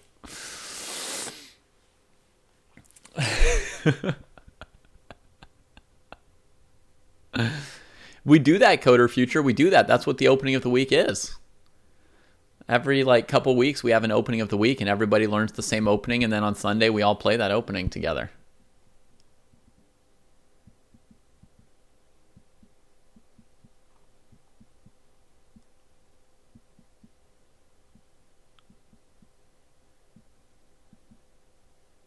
Okay, Chess for Friends. The third book that I mentioned, because you asked me 3 books.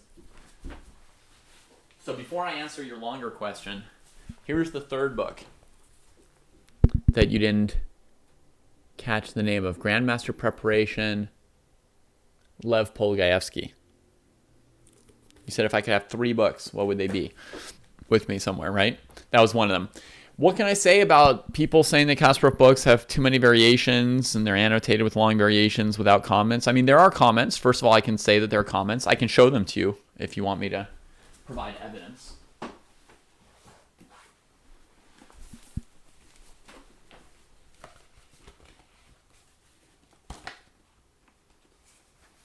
Here's a page in the book.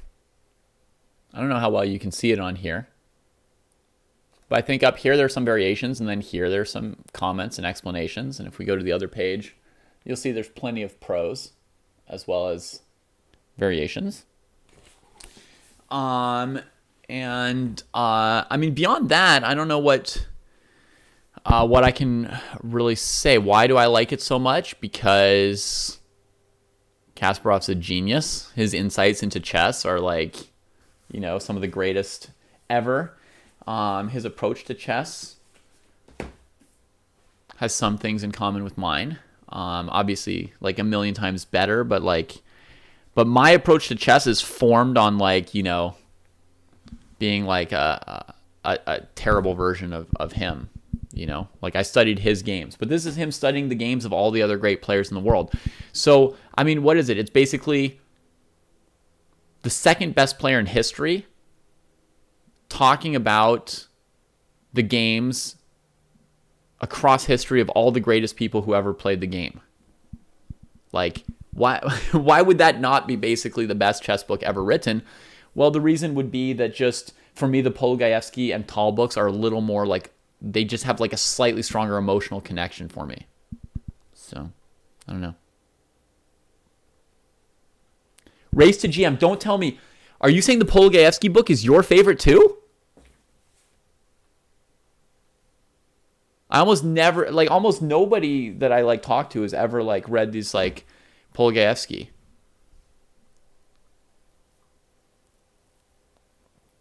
Now that said, I mean, this Kasparov book is not really for players rated 1400, right? I mean, it's for like if it's my favorite book, it may not be your favorite book, right?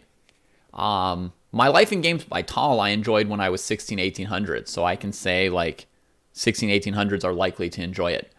But this Kasparov book, I don't know if it's a good book for 1600s. It's a good book for me now at 2400.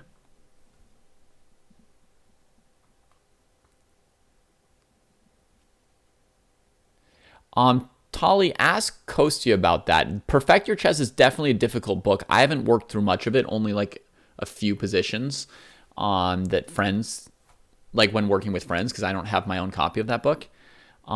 It does have a reputation for being pretty difficult, but Kostya's worked with it, so he could tell you if you should or shouldn't.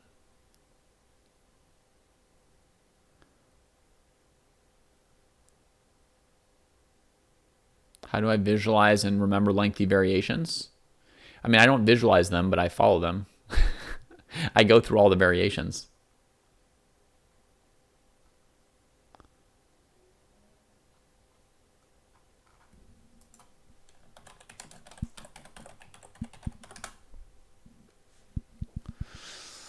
There's the typing or spelling for you, Douglas.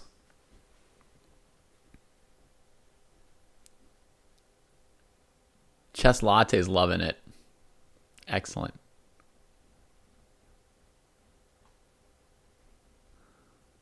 Yeah, prophylaxis. I'm working on the one on night endgames, as you may know. Now that it's been like 8 months, I've been working on it. 14 wins, 23 loss, 2 draws, all rapid, 652 rating. I don't think it's time for a book on fundamental zero sum. You've been playing for 2 weeks. I think you should just keep playing, and you should watch the video that Charlie just sent you. And that will explain like the reasoning behind all. It'll give you all my recommendations for you, but also the reasoning behind my recommendations. Okay? So, and that video will point you to another video to watch about tactics, but that's the end of it. It's not like one video, then one video, then one video. It'll point you to one extra video to give you a method for doing your tactics that you're already doing. It's great that you're playing and doing tactics, but you're only 2 weeks in. You can go several more months before you need any books.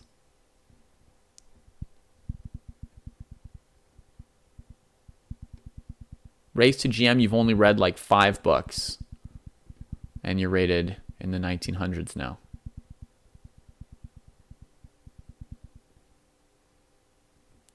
And Polgavsky is your favorite. Yes. Oh, and Endgame Strategy by Shereshevsky. Your very short list of books that you've read is a really good list of books. And let's make this point for those who are wondering about reading millions of books. Look at the list of books that Race to GM has read. Pawn Structure Chess by Soltis, Silman's Endgame, Grandmaster Preparation by Polgavsky here, Endgame Strategy by Shereshevsky, which is the book that Jesse is using to train Kosti and I, and a book that I read long ago as a kid. Logical Chess Move by Move and Logical Chess by None. Only 6 books and into the 1900s. And several of those books are really, really strong books. So if you read a couple really good books, you don't need to read as many books. I just read every single book when I was a kid and had the time for it. I mean, not every single one because there's millions, but I mean, I just read, 1 or 2 chess books every week. So gradually I found my way through some good ones too.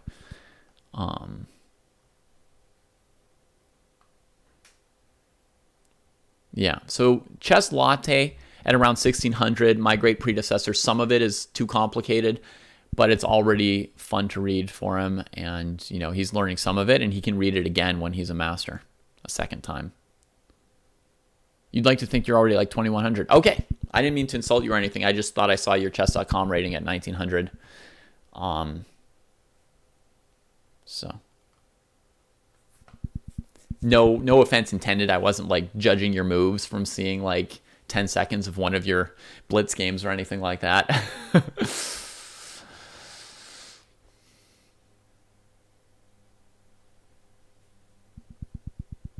And what was that one book, Steve Nash?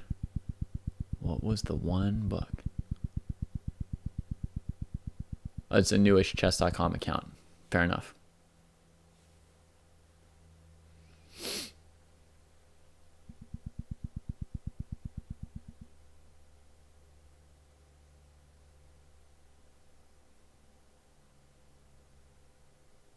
Well, did you used to play with a different chess.com username, Race2GM? Karpov versus Korchnoi, 78 World Champion match by Raymond Keane.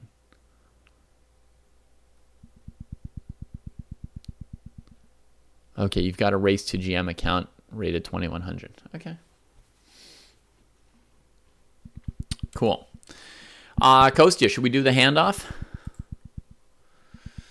Are you ready to go?